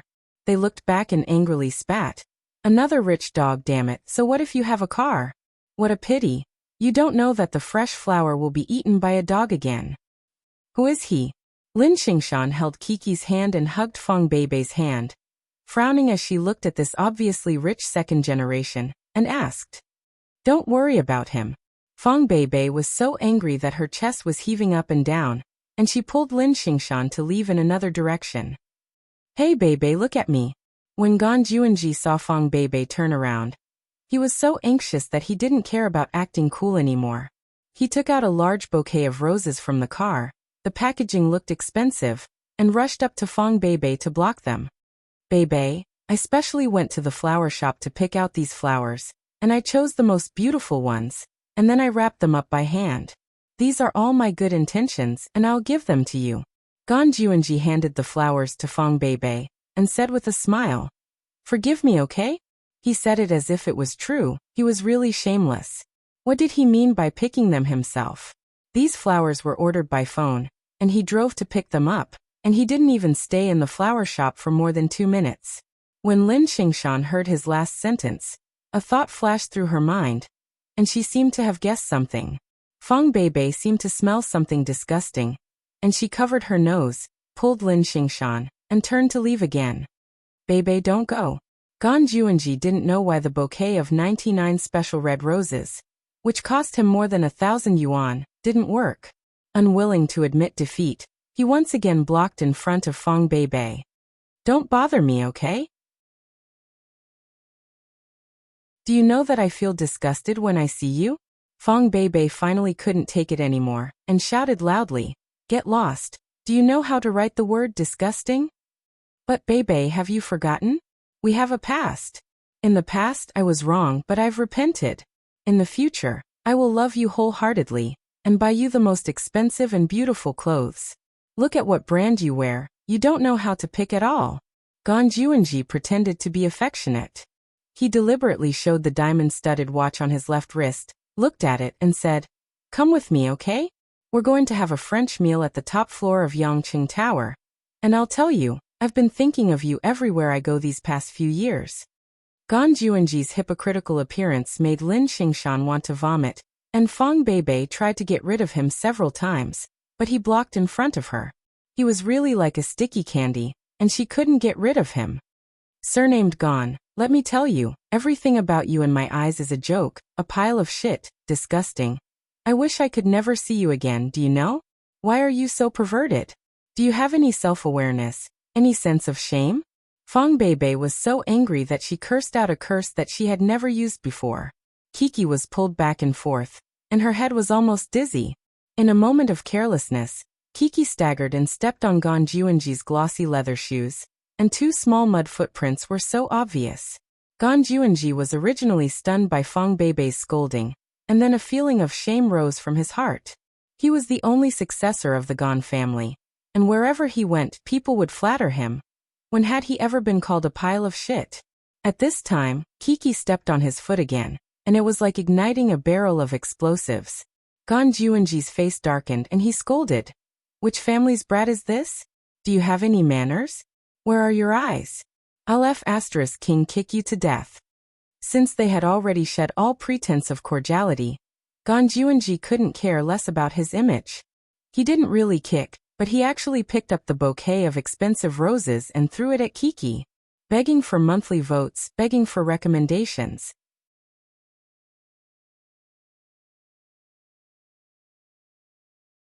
Chapter 854. Papa. Poplar Fruit was handling the foundation's public account at the bank counter. Suddenly, his heart twitched violently, as if there was a shout that broke through time and space and hit his mind. Poplar Fruit's pupils narrowed slightly, and a monstrous momentum rose. However, this momentum was just a flash. Because in the blink of an eye, Youngwood didn't feel the panic she felt just now. Was it an illusion? Poplar Fruit was puzzled. The same feeling also appeared on the bank counter girl sitting in front of him. Although her head was lowered, she suddenly felt frightened, as if a man-eating monster had suddenly appeared in front of her. However, when she raised her head, this feeling disappeared again. In front of her was still the tall and handsome man, who was gentle and elegant. Looking at him, her heart would beat faster. But it was no longer because she was afraid. Although Poplar Fruit no longer felt panic, he was faintly uneasy, because he knew that his sixth sense had always been very accurate. And it had even saved him in many dangerous situations. Something must have happened to Kiki. There was not much left. Poplar Fruit waited for 10 minutes. When the girl at the counter finished the matter for him, he quickly packed up the documents and left. As soon as he got back to the car, Poplar Fruit anxiously picked up his mobile phone and called his wife, but his wife told him that Fong Beibei had already taken Kiki back. Poplar Fruit called Fong Beibei, but Fong Beibei's mobile phone could not be reached. What was going on? Fong Beibei was the same as him. They had the habit of not turning off their mobile phones. Even in the middle of the night, their mobile phones were turned on. How could it not be reached? She was not in class now, so it should be possible that it could not be reached. In a hurry, Poplar Fruit stepped on the accelerator, and the Land Rover roared and went through the long traffic flow. The speed of the car was not slow, and he frequently changed lanes. Fortunately, his reaction speed was super fast, and he was also agile. The car swayed like a flexible fish, and always maintained a very high speed. On the way, Poplar Fruit kept calling Fong Beibei, but it did not get through. He became more and more anxious, and his heart was filled with worry for his girlfriend and daughter. He wasn't rushing aimlessly. He had a vague feeling that Chi-Chi should be in the direction of his home. Poplar Fruit estimated that he would get a lot of tickets on the way, but he still hurried back to the teacher's apartment. He ran upstairs quickly. When he opened the door, he heard Kiki's crying, and the atmosphere in the room seemed to be very depressed. Hearing the sound of the door, Lin Xingshan, who was holding Fong Beibei, turned her head in surprise. Kiki slipped down from the sofa, ran quickly to her father, and threw herself into her father's arms with a crying voice. Kiki was fine, but her face was full of tears, and her big eyes were still filled with tears. In her father's broad arms, she seemed to feel safe and complained, "There's a bad uncle, he hit Kiki, he hit Sister Beibei. Woo-woo, Papa hit him, hit him." Poplar Fruit wiped the tears on Kiki's face, but did not answer. Instead, he quickly walked to Fong Beibei, who was anxiously trying to pull up her shirt with the help of Lin Xingshan. "Don't move," Poplar Fruit said in a deep voice. His voice was very calm, but behind the calmness, who knew how many stormy waves of emotions were hidden? He held Lin Xingshan. "Let me see." Fong Beibei's shirt was half covered, and her back was facing Poplar Fruit, revealing the pink elastic belt. Her skin was as white as snow, and the spring scenery was exposed. This was the first time Poplar Fruit saw Fong Beibei's body, but Poplar Fruit did not have any evil thoughts. His right hand trembled, and gently slid past the bloody scratches on Fong Beibei's right shoulder. Her fair and tender skin was even covered with fine grains of sand because of her trembling. Her soft and fragrant shoulders, her beautiful shoulder blades, and her snow-white neck covered by her long hair. It should have been a beautiful scene, but it was all ruined by the bloodstains. "Does it hurt?" Youngwa's voice was no longer calm, nor was it stiff. His voice trembled as he asked with the tenderness he felt for his girlfriend. "Yes." Fong Beibei bit her lower lip, and tears began to roll in her eyes. Just now, she had been strong and did not make a sound. She could not help but feel wronged when her boyfriend asked her. "Boohoo boohoo." Kiki's crying had gradually stopped, but under the influence of Fong Beibei, she cried again. "That bad uncle bullied Kiki. He hit me." Kiki did not elaborate, and Lin Xingshan could not help but ask, "That person is Shan Shan?" Fang Beibei suddenly interrupted her. She looked at Lin Xingshan firmly and said, "Let me say it." However, when she looked at Poplar Fruit, she was somewhat evasive, as if she felt guilty. Poplar Fruit frowned slightly, and a trace of doubt was added to the volcano that was erupting in his heart. He was really angry. When he saw his girlfriend's scarred appearance, he was about to go berserk. "Shanshan, you go back first," Poplar Fruit persuaded. "I'll be fine here." Hearing Poplar Fruit's words, Fang Beibei's body trembled. Lin Xingshan looked at Fang Beibei and saw her nod in agreement. She hesitated for a moment and said, "Well, I'll go back first.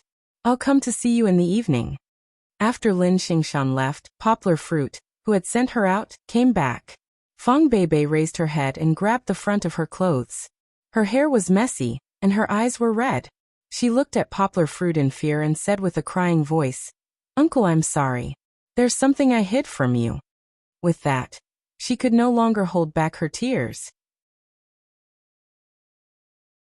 Bean-sized teardrops rolled down her cheeks, causing Kiki to cry loudly. Poplar Fruit's heart clenched. He still didn't know what happened, but he could vaguely guess.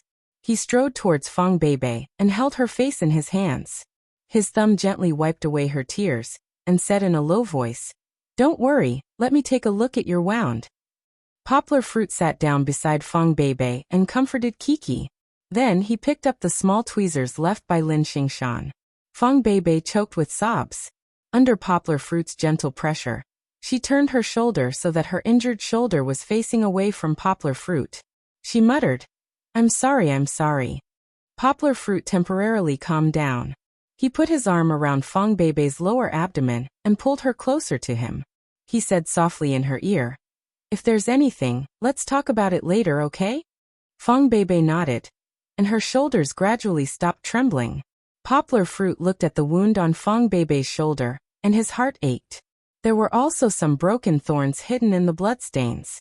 It was obvious how much pain Fang Beibei was enduring. "Baby." The wound on Fang Beibei's body was also hurting in Poplar Fruit's heart. The anger in Poplar Fruit's heart burned fiercely again. There was even a bloody light in his eyes. The last time something like this happened was when he shot the assassin who approached Chi-Chi in the head. Begging for monthly votes, begging for recommendations greater than or equal to *.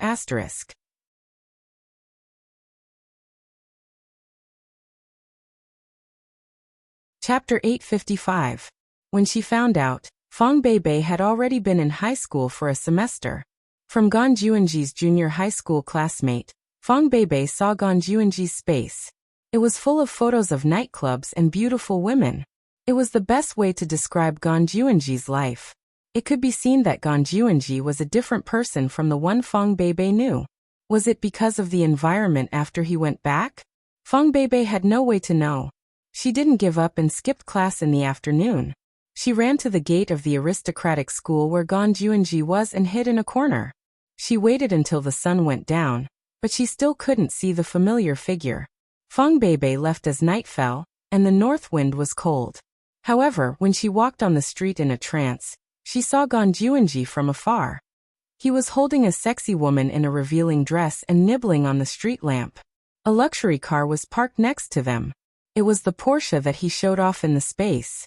Gan Juanji's hand touched the bottom of the woman's skirt, and he still leaned on the woman's chest like a pig. Fang Beibei felt that her world suddenly collapsed. She didn't know how to go back to her school. She hid in the dormitory. She didn't cry, but just sat under the mosquito net for the whole night. The next day, Fang Beibei went back to class as if nothing had happened. Even if the teacher questioned her, she made up a lie to answer. Although everything was normal, it didn't take long for her to return to the second year of junior high school, to return to the simple and smiling girl. This was all because she no longer thought of him, and no longer felt reluctant to part with the past. The first love that had occupied her heart for nearly 3 years had already been erased. Although it was said to be erased in reality, she had still used 3 years to completely bury the past before she could begin to welcome a new love. In the 3 years when her heart was empty, Fang Beibei studied hard. With her talent, she became a top student again. Her English was not good, but her math was always good. She also fell in love with small animals that were just as pure. By chance, she approached a stray dog rescue station, which led to her unremitting volunteer work. In high school, those who knew Fong Beibei didn't know that Fong Beibei had such a past. After going to university, Fong Beibei turned over a new leaf. In one of the dormitory's night parties, she was able to casually tell a few of her best friends. Although she didn't say much, it was enough to prove that that person was no longer important. Poplar Fruit, on the other hand, vaguely understood from Lin Xingshan's unintentional words, but he did not take it to heart. Because who didn't have a past? However, Fong Beibei did not expect that he would appear again. The first time he returned with his halberd broken, he actually appeared again after a few days. The second time he appeared, he drove a Porsche. It was still a different car from the previous one, but it still made Fong Beibei feel disgusted and disgusted. I didn't expect that he would become so bad. Kiki stepped on his shoe, and he actually hit Kiki with flowers, Fong Beibei murmured. She still felt a little scared when she thought of the scene at that time. So you helped Kiki block it? She didn't ask this question. Poplar Fruit's hand gently brushed Fong Beibei's injured shoulder, and his eyes flashed with a fierce light. It was as if the violent man was standing in front of her. Although his voice was still very gentle, the aura that burst out from his eyes was like that of a ferocious beast, eager to devour a person. Fong Beibei did not feel this, because when Poplar Fruit looked at her, he had already put away everything just now, and replaced it with tenderness and love for his girlfriend. I know I'm wrong. Although Fong Beibei felt Poplar Fruit's feelings, Poplar Fruit only listened quietly, and did not make any response. Fong Beibei was not confident. She pulled Poplar Fruit's hand and said pitifully. Poplar Fruit gently lifted her bangs, looked at her bright eyes and asked slowly, "Do you know where you're wrong?" When Poplar Fruit said this, Fong Beibei thought that Poplar Fruit was angry, and she said with a sobbing tone, "I know, I shouldn't be in a relationship at such a young age, I shouldn't. But I didn't do anything with him, we just held hands. Uncle, you have to believe me." Towards the end, she was so anxious that she was about to cry.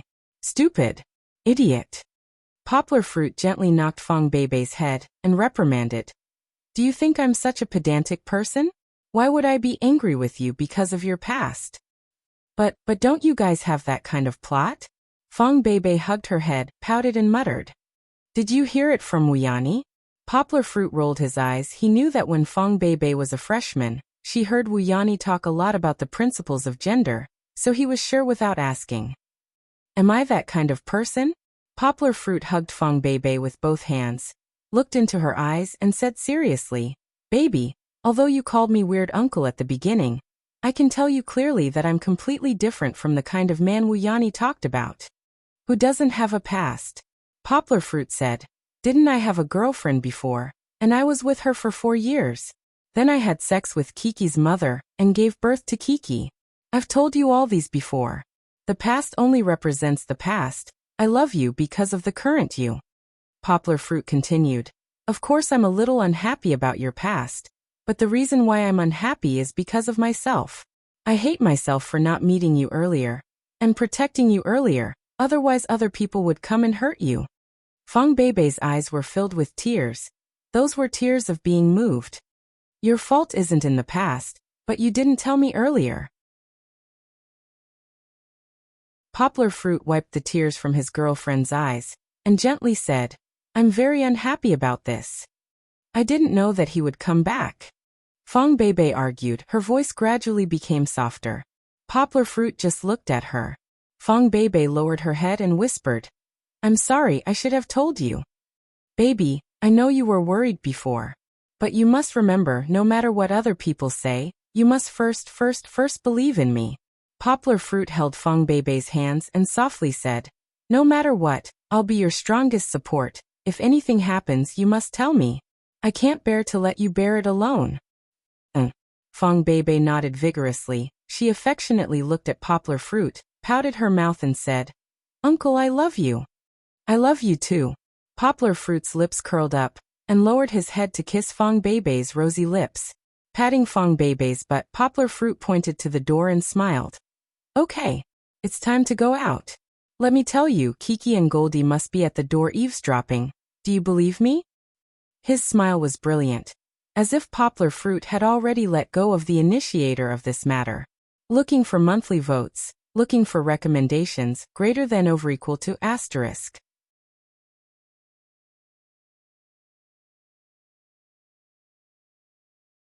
Chapter 856.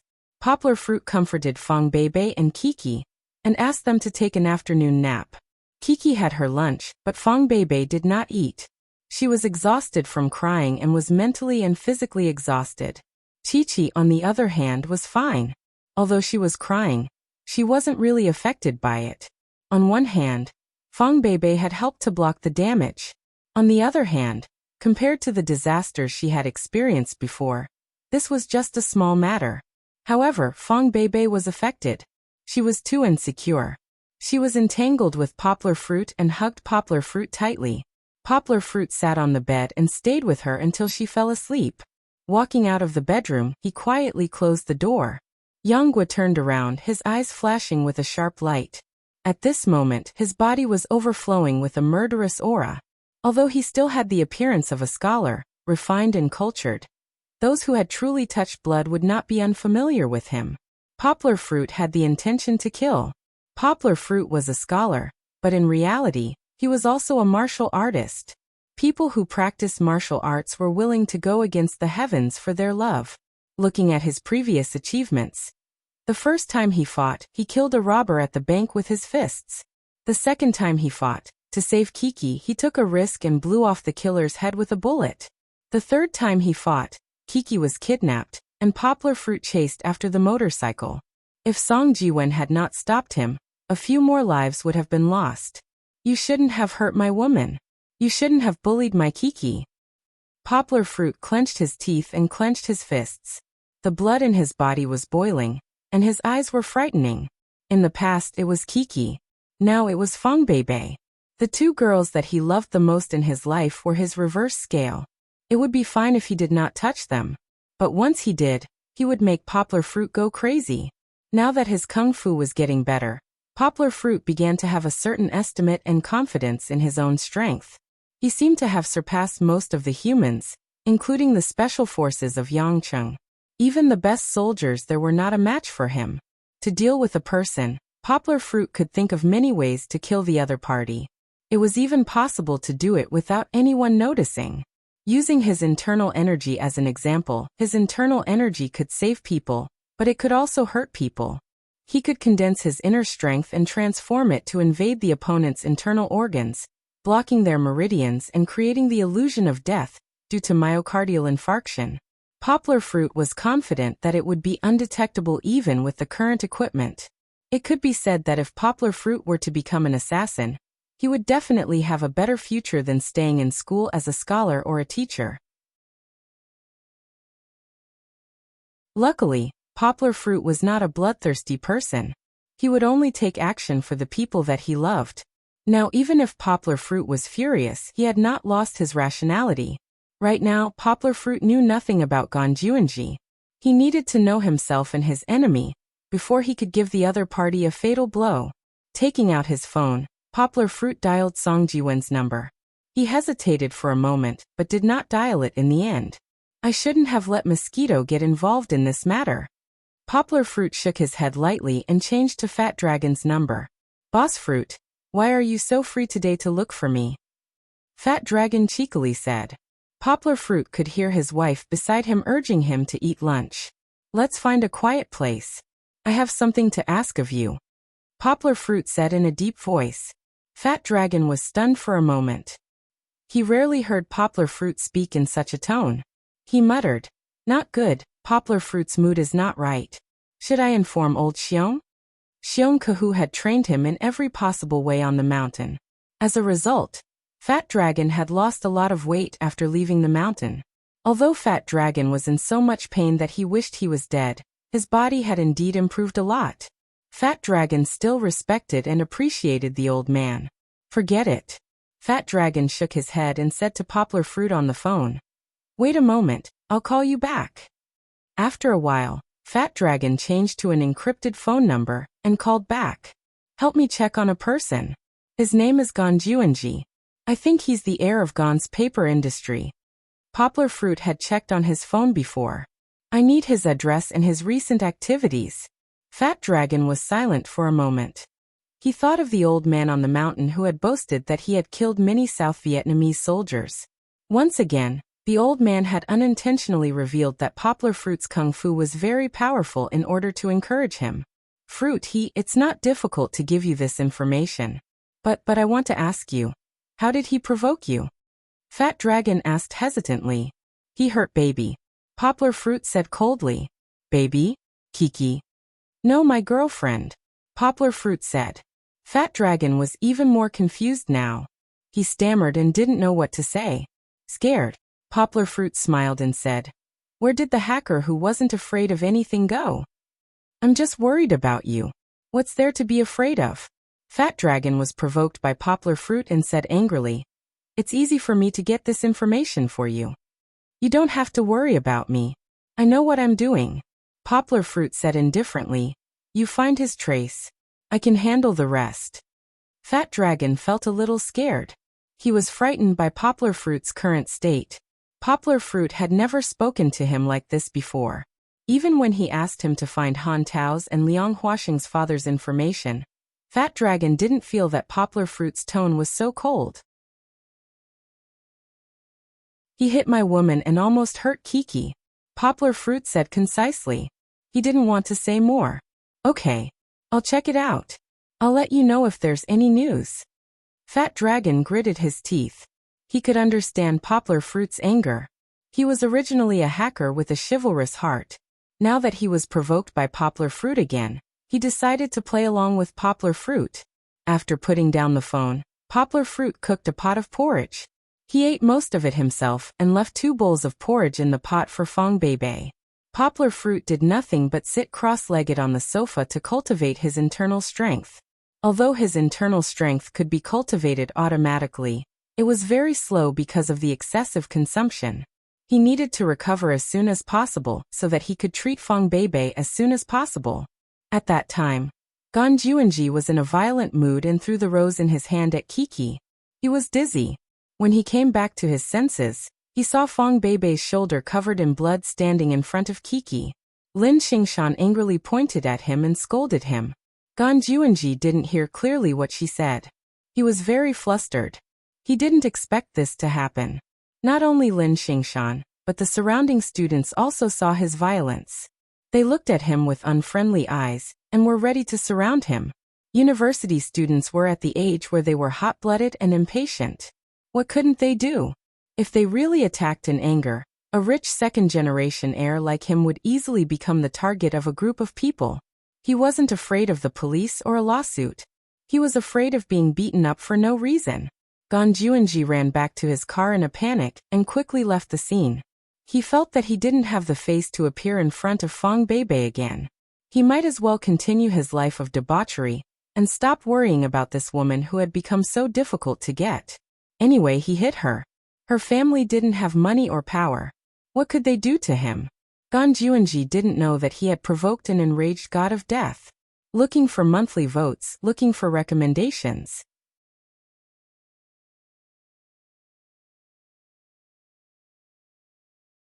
Chapter 857.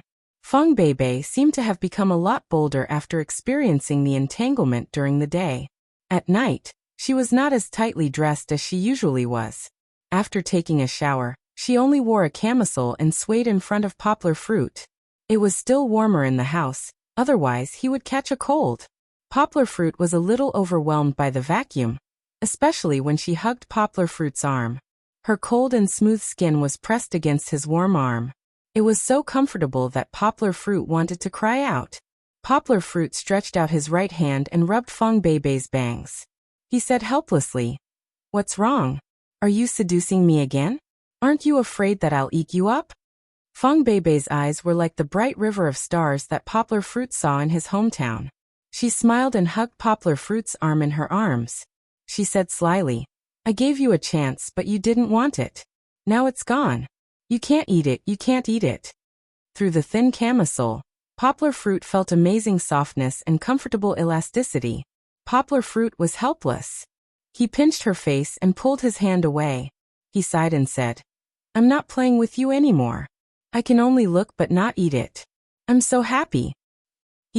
Fong Bebe lay down on the sofa and happily watched Poplar Fruit walk to Kiki. She watched him play a drawing game with Kiki. But after a while, Poplar Fruit was driven away by the angry Kiki waving her crayon. The little girl pouted and stomped her feet. Oh, Papa is bad. Poplar Fruit's drawing skills were ordinary, but he liked to teach others. Moreover, he always wanted to add some inexplicable lines and patterns on Kiki's original drawings, which annoyed Kiki. Fong Bebe watched from the side, grinning from ear to ear. You don't have to do homework today. Poplar Fruit glared at her and said, Hurry up and study. Why are you so free? I hurt you. Fong Bebe covered her right shoulder, looked at Poplar Fruit pitifully and said, I'm not going to study today. So be it. Poplar Fruit didn't want to urge her at all. He was just putting on airs just now. The phone rang. Poplar Fruit's pupils shrank slightly. How could it be so fast? He walked towards the desk where his phone was placed. Fong Bebe poked her head over and asked, Who's calling you so late? Poplar Fruit didn't hide it and said, It might be Fat Dragon, let me see. Fong Bebe knew that Fat Dragon was helping Poplar Fruit with the remote teaching system, so she didn't think much of it. Picking up the phone, Poplar Fruit was surprised to see that it wasn't Fat Dragon calling, but, Teacher he? How could a busy man like him have time to call him? Poplar Fruit looked at the phone strangely and said to Fong Bebe, It's Teacher he. Fong Bebe quickly got up and ran to Poplar Fruit's side. She urged excitedly, Hurry up and answer it. What are you hesitating for? All right, Poplar Fruit planned to take it to a quiet place on the balcony to answer it. Seeing his girlfriend so excited, he took it to the sofa and answered the phone. Hello, Teacher he? Poplar Fruit immediately felt Fong Bebe kneeling on the sofa. She pressed on his shoulder and put her ear close to him. Poplar Fruit. Yes, it's me. Teacher he chuckled on the other side. It's really Teacher he. Fong Bebe was excited. She grabbed Poplar Fruit's shoulder and shook it as she babbled. It's really Teacher he. Teacher he's ears were very sensitive. He smiled and asked, Is there someone else beside Poplar Fruit? Is it Kiki? Poplar Fruit stared at Fong Bebe, who was causing trouble, and said, No, it's my girlfriend. She's your fan. She was so excited when she saw you call. Don't mind her. Oh, Teacher he laughed. Why would I mind? What's her name? Poplar Fruit held the phone close to Fong Bebe. She said nervously into the phone, Hello, Teacher he. My name is Fong Bebe. I'm Poplar Fruit's girlfriend. Bebe, hello. Teacher he laughed. I'm Poplar Fruit's friend. You don't have to be so formal. Yes. Fong Bebe said that, but she was still nervous in front of her idol. Fortunately, her phone also rang. Fong Bebe returned Poplar Fruit's phone to Poplar Fruit. She jumped off the sofa and ran to the bedroom to answer the phone. After chatting with Teacher he for a while, Poplar Fruit found out why he was looking for him. The show that Poplar Fruit recorded last month was going to be broadcast tomorrow night. Half a month passed in the blink of an eye, but the recording felt like it was just last night. Teacher he told Poplar Fruit that they would be promoting the show. Poplar Fruit didn't have a management company and wasn't considered an authentic person in the entertainment industry, so he didn't need to work hard to promote the show. However, he still hoped that Poplar Fruit would repost their Weibo. At least, it would show his existence. It wasn't a big deal, so Poplar Fruit agreed with a smile. After hanging up the phone, Poplar Fruit logged into Weibo. He hadn't been on Weibo for a long time because of a lot of things. As soon as he logged in, there were a lot of notifications. I gained more than 1 million new followers, more than 200,000 new replies, and more than 500,000 people directly or indirectly at me. Yonghua looked at his Weibo with a dumbfounded expression. He actually gained so many followers, almost doubling the number of followers. What's going on? He didn't have the habit of scrolling through the replies one by one. He only checked to block messages from non-friends, and he saw Mr. He and the others reposting his Weibo. There were also some photos from the recording studio. It seemed that because of these reasons, many fans of the fast novel liked him. No matter what, Poplar Fruit smiled and found the official Weibo that Teacher he mentioned. He reposted it and introduced it. Thanks to Mango TV's invitation, I took my daughter to watch the show that I've always liked. I also met teacher He's sister Na. He also tagged the hosts and guests. We had a lot of fun, and I hope everyone likes it. Oh right, let me reveal that Kiki will also be on stage. Remember to lock onto Mango TV at 8 p.m. tomorrow night. He knew that not only did he call himself Chi-Chi's father on Weibo, but most of the fans under his Weibo were also Chi-Chi's fans. Pulling Chi-Chi out to promote would definitely be more effective than him doing it alone. What did teacher He say? Fong Beibei asked excitedly after she finished the phone call. The show will be broadcasted tomorrow night. He asked me to repost his Weibo. Poplar Fruit shook his phone and smiled. Oh, I almost forgot. Fong Beibei patted her white and tender thighs and said in annoyance, "Thank goodness teacher He reminded me. Tomorrow we'll all eat breakfast and wait to watch TV." Kiki. Fong Beibei waved at Kiki happily and said, "Sister will see you on TV tomorrow." Kiki held a crayon in each hand and looked up at Beibei's sister with an adorable expression. She didn't understand what she was talking about. Looking for monthly votes, looking for recommendations.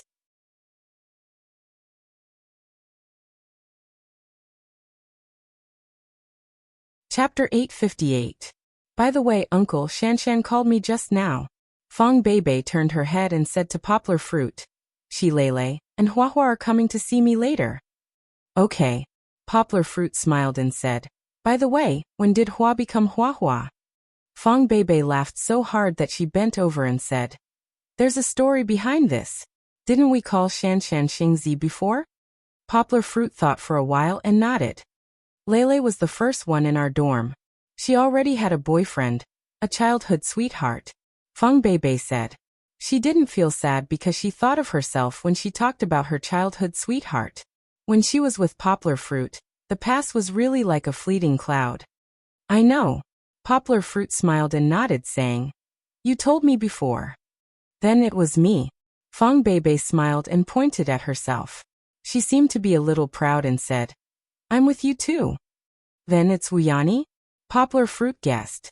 He smiled and asked, "What do you call her?" Nini. Fong Beibei smiled and said, "She also moved out." What about Shanshan? Poplar Fruit raised his eyebrows and smiled.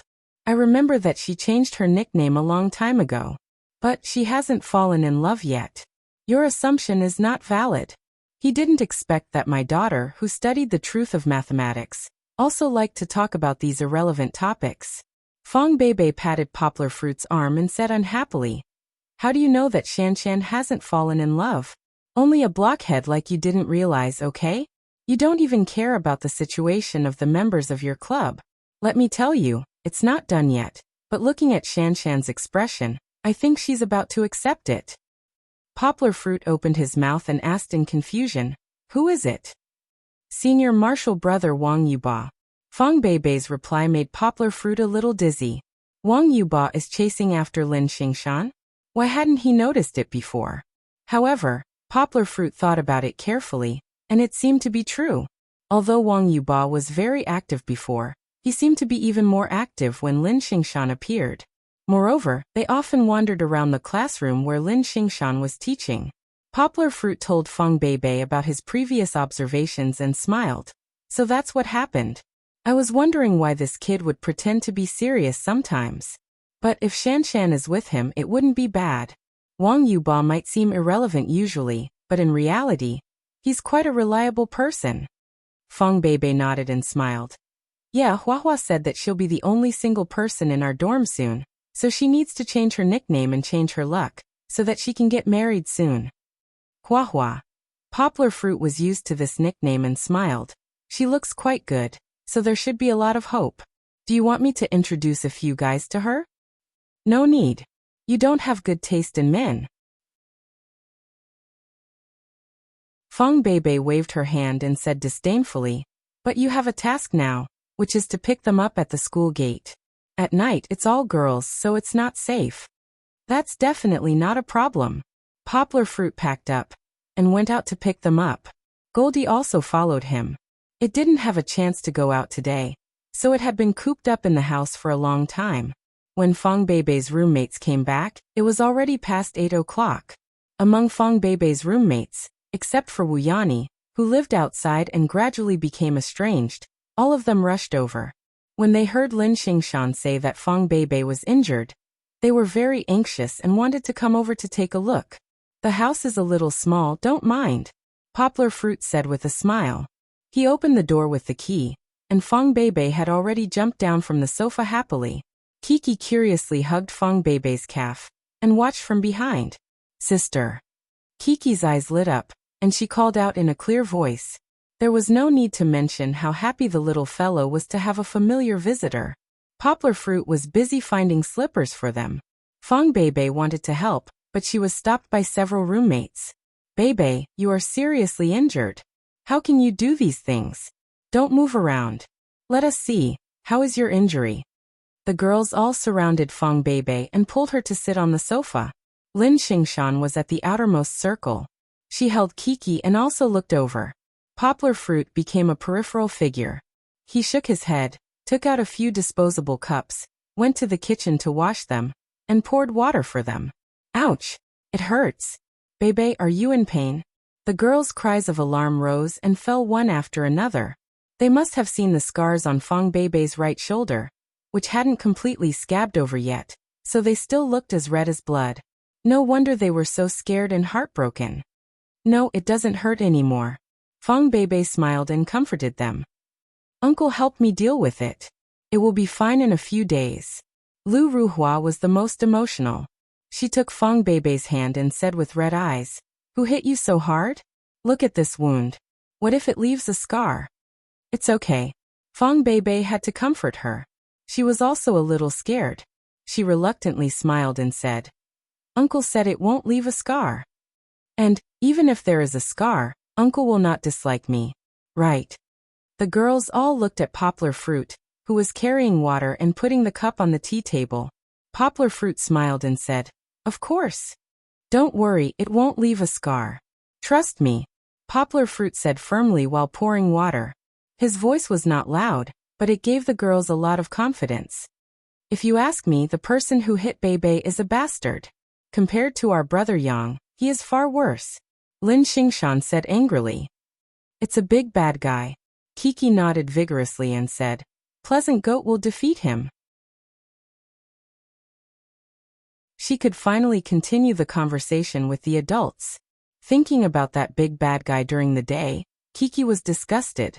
I think he's a scumbag. This kind of person should be struck by lightning. Lu Lei's temper was a little irritable. She angrily scolded. Fong Beibei quickly pulled her and said, There are children here.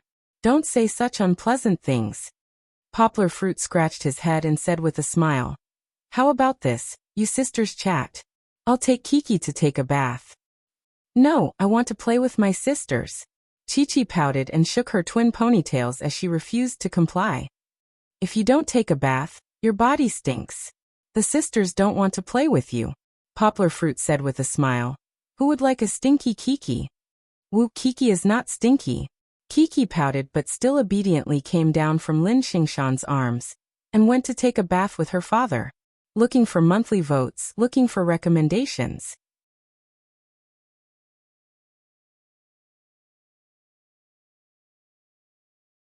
Chapter 859. Fong Beibei's roommates chatted with Fong Beibei for almost an hour. They left reluctantly because Kiki was about to go to bed. When Poplar Fruit sent them back to school, they kept looking at Poplar Fruit with a weird expression. This made Poplar Fruit a little confused, but he didn't care. Poplar Fruit didn't know that after he went back, the three girls started gossiping. Hey Lei Lei Shan Shan, did you guys notice that Beibei didn't wear anything inside? Lu Ruhua said excitedly. The vest is so thin if you pull it down a little, you can see everything. Maybe it's because of the injury on her shoulder, so she wore something simple. Otherwise, it would be very painful to pull on the wound. Lin Xingshan said with a smile. How could it be? Lu Ruhua said disdainfully. There's definitely something going on inside. You didn't see it. When Beibei hugged Kiki, Brother Yang helped her pull the corner of her clothes. It was so casual, as if we were holding hands. Beibei is so conservative, It's not like we haven't seen it when we were freshmen.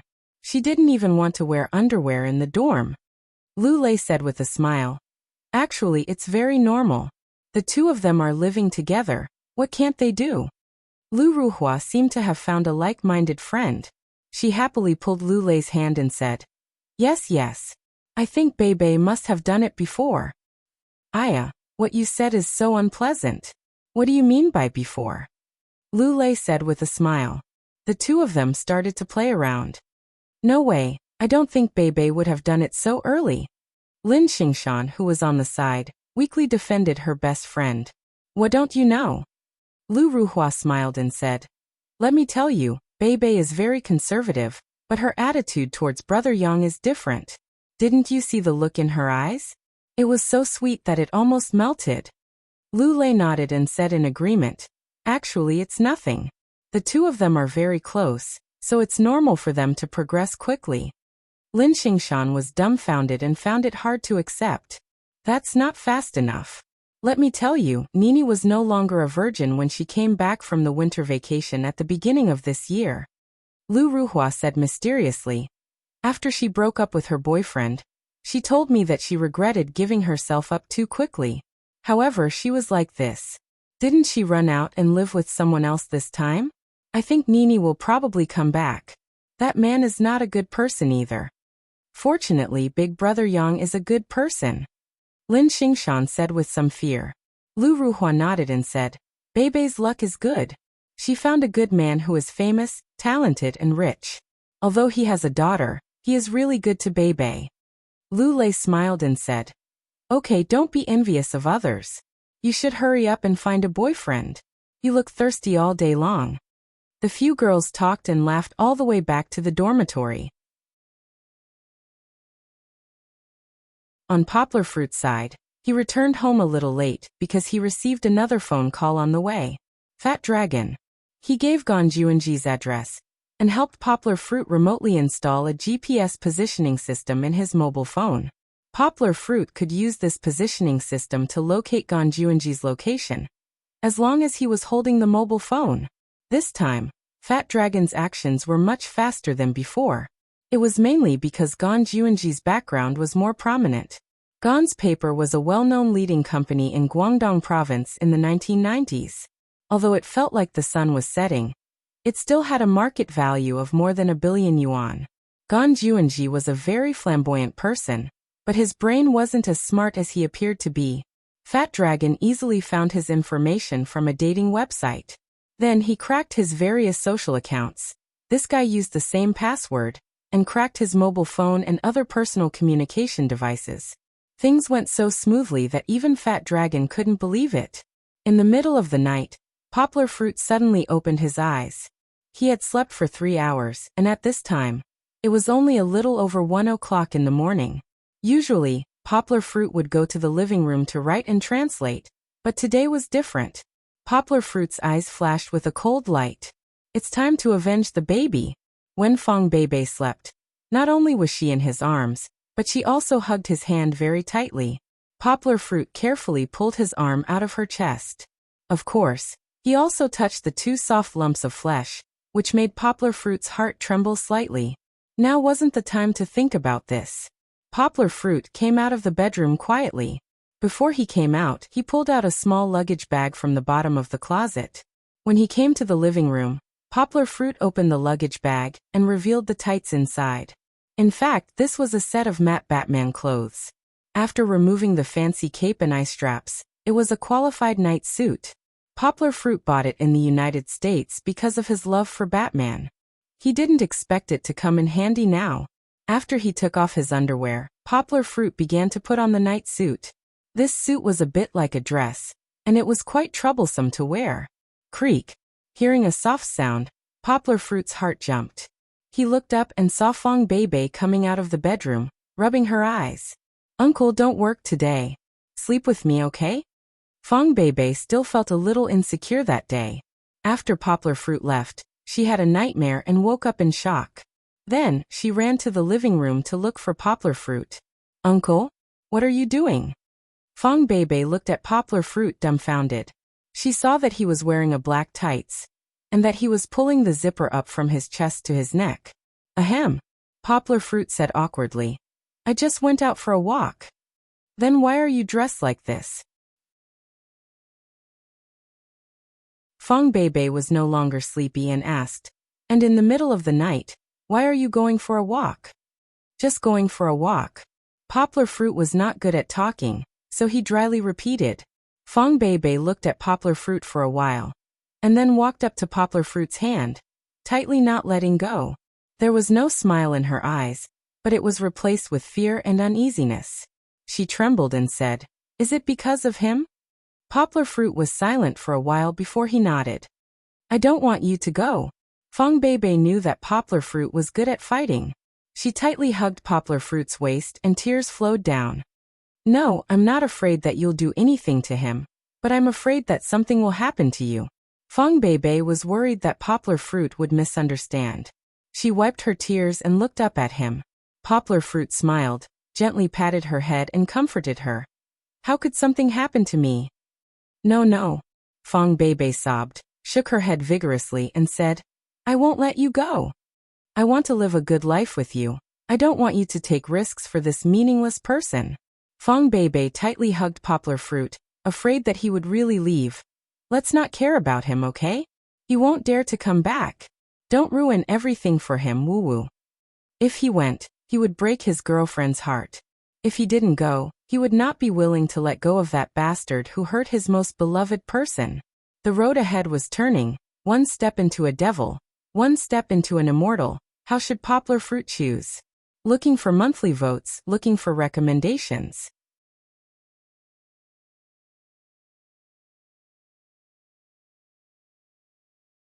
Chapter 860. In the end, Poplar Fruit didn't go out. Fong Beibei, who was worried and scared, threw the Batman outfit out in the middle of the night.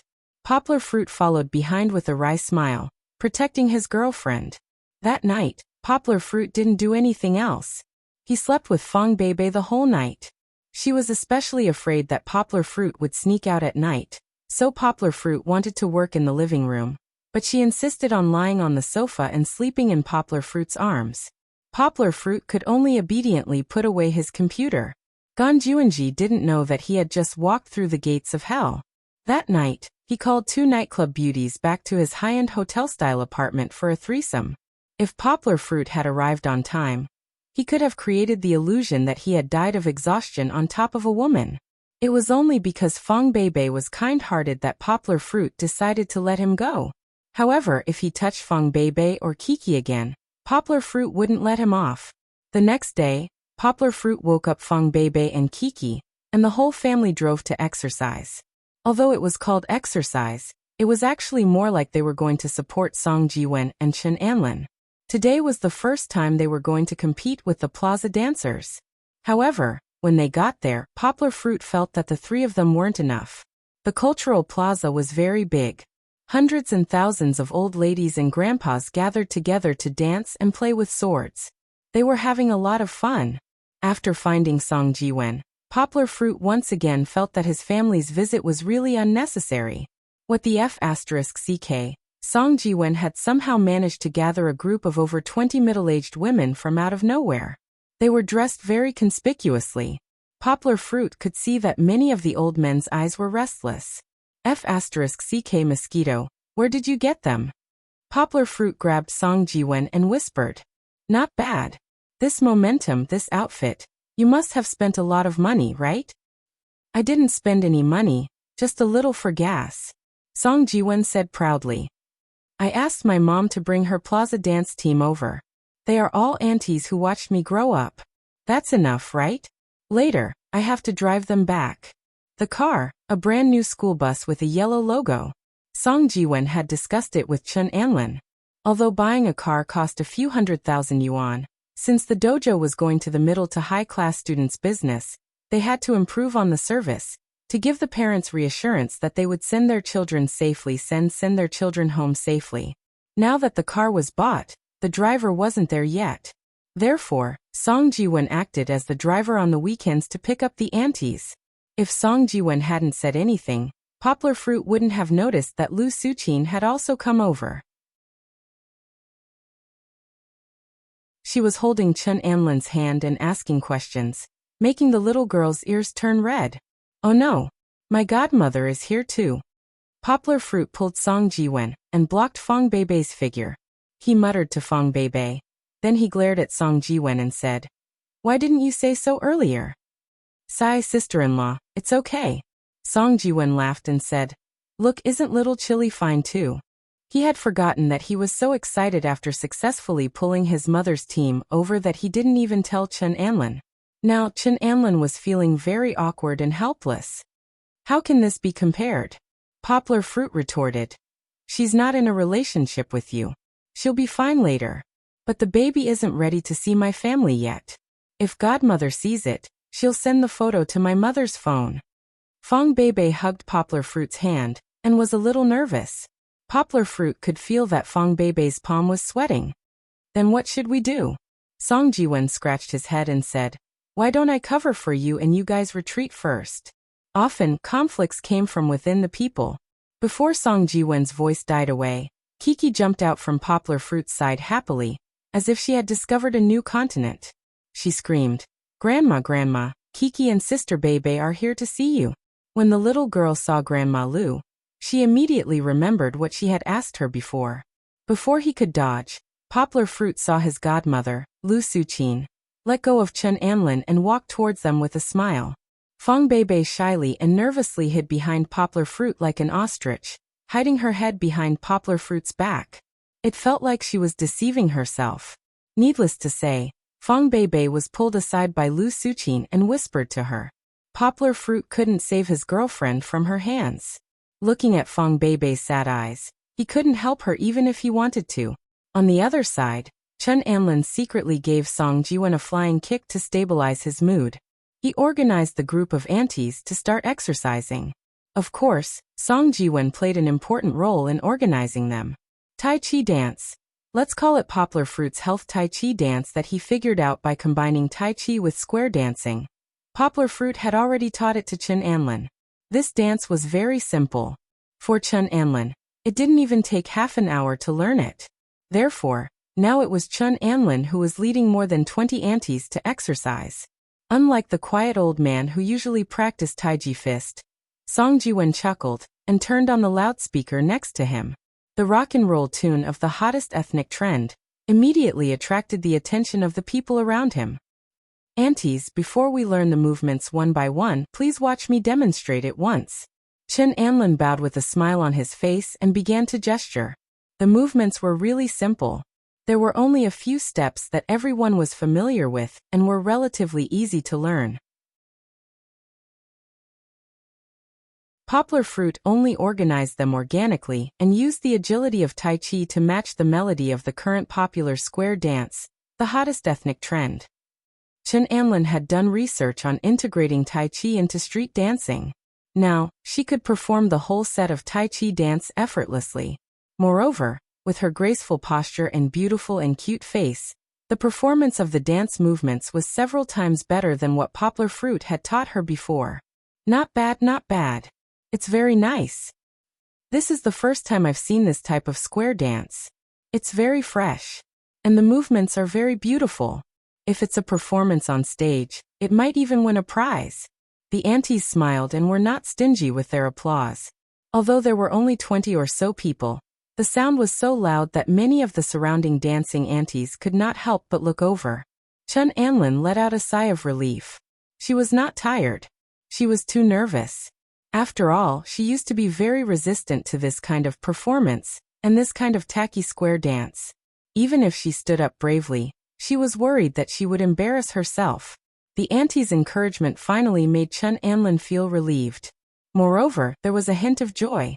This was something that she had never experienced in all her years of Tai Chi. Lu Suqin did not know if it was because she was affected by the atmosphere here. She also pulled Fong Beibei, whose face was red, and joined them to learn Tai Chi. Let that guy go just like that? How is that possible? You're tuning in to the Earbook Haven YouTube channel. Don't forget to subscribe and join us on this journey to catch the most captivating stories.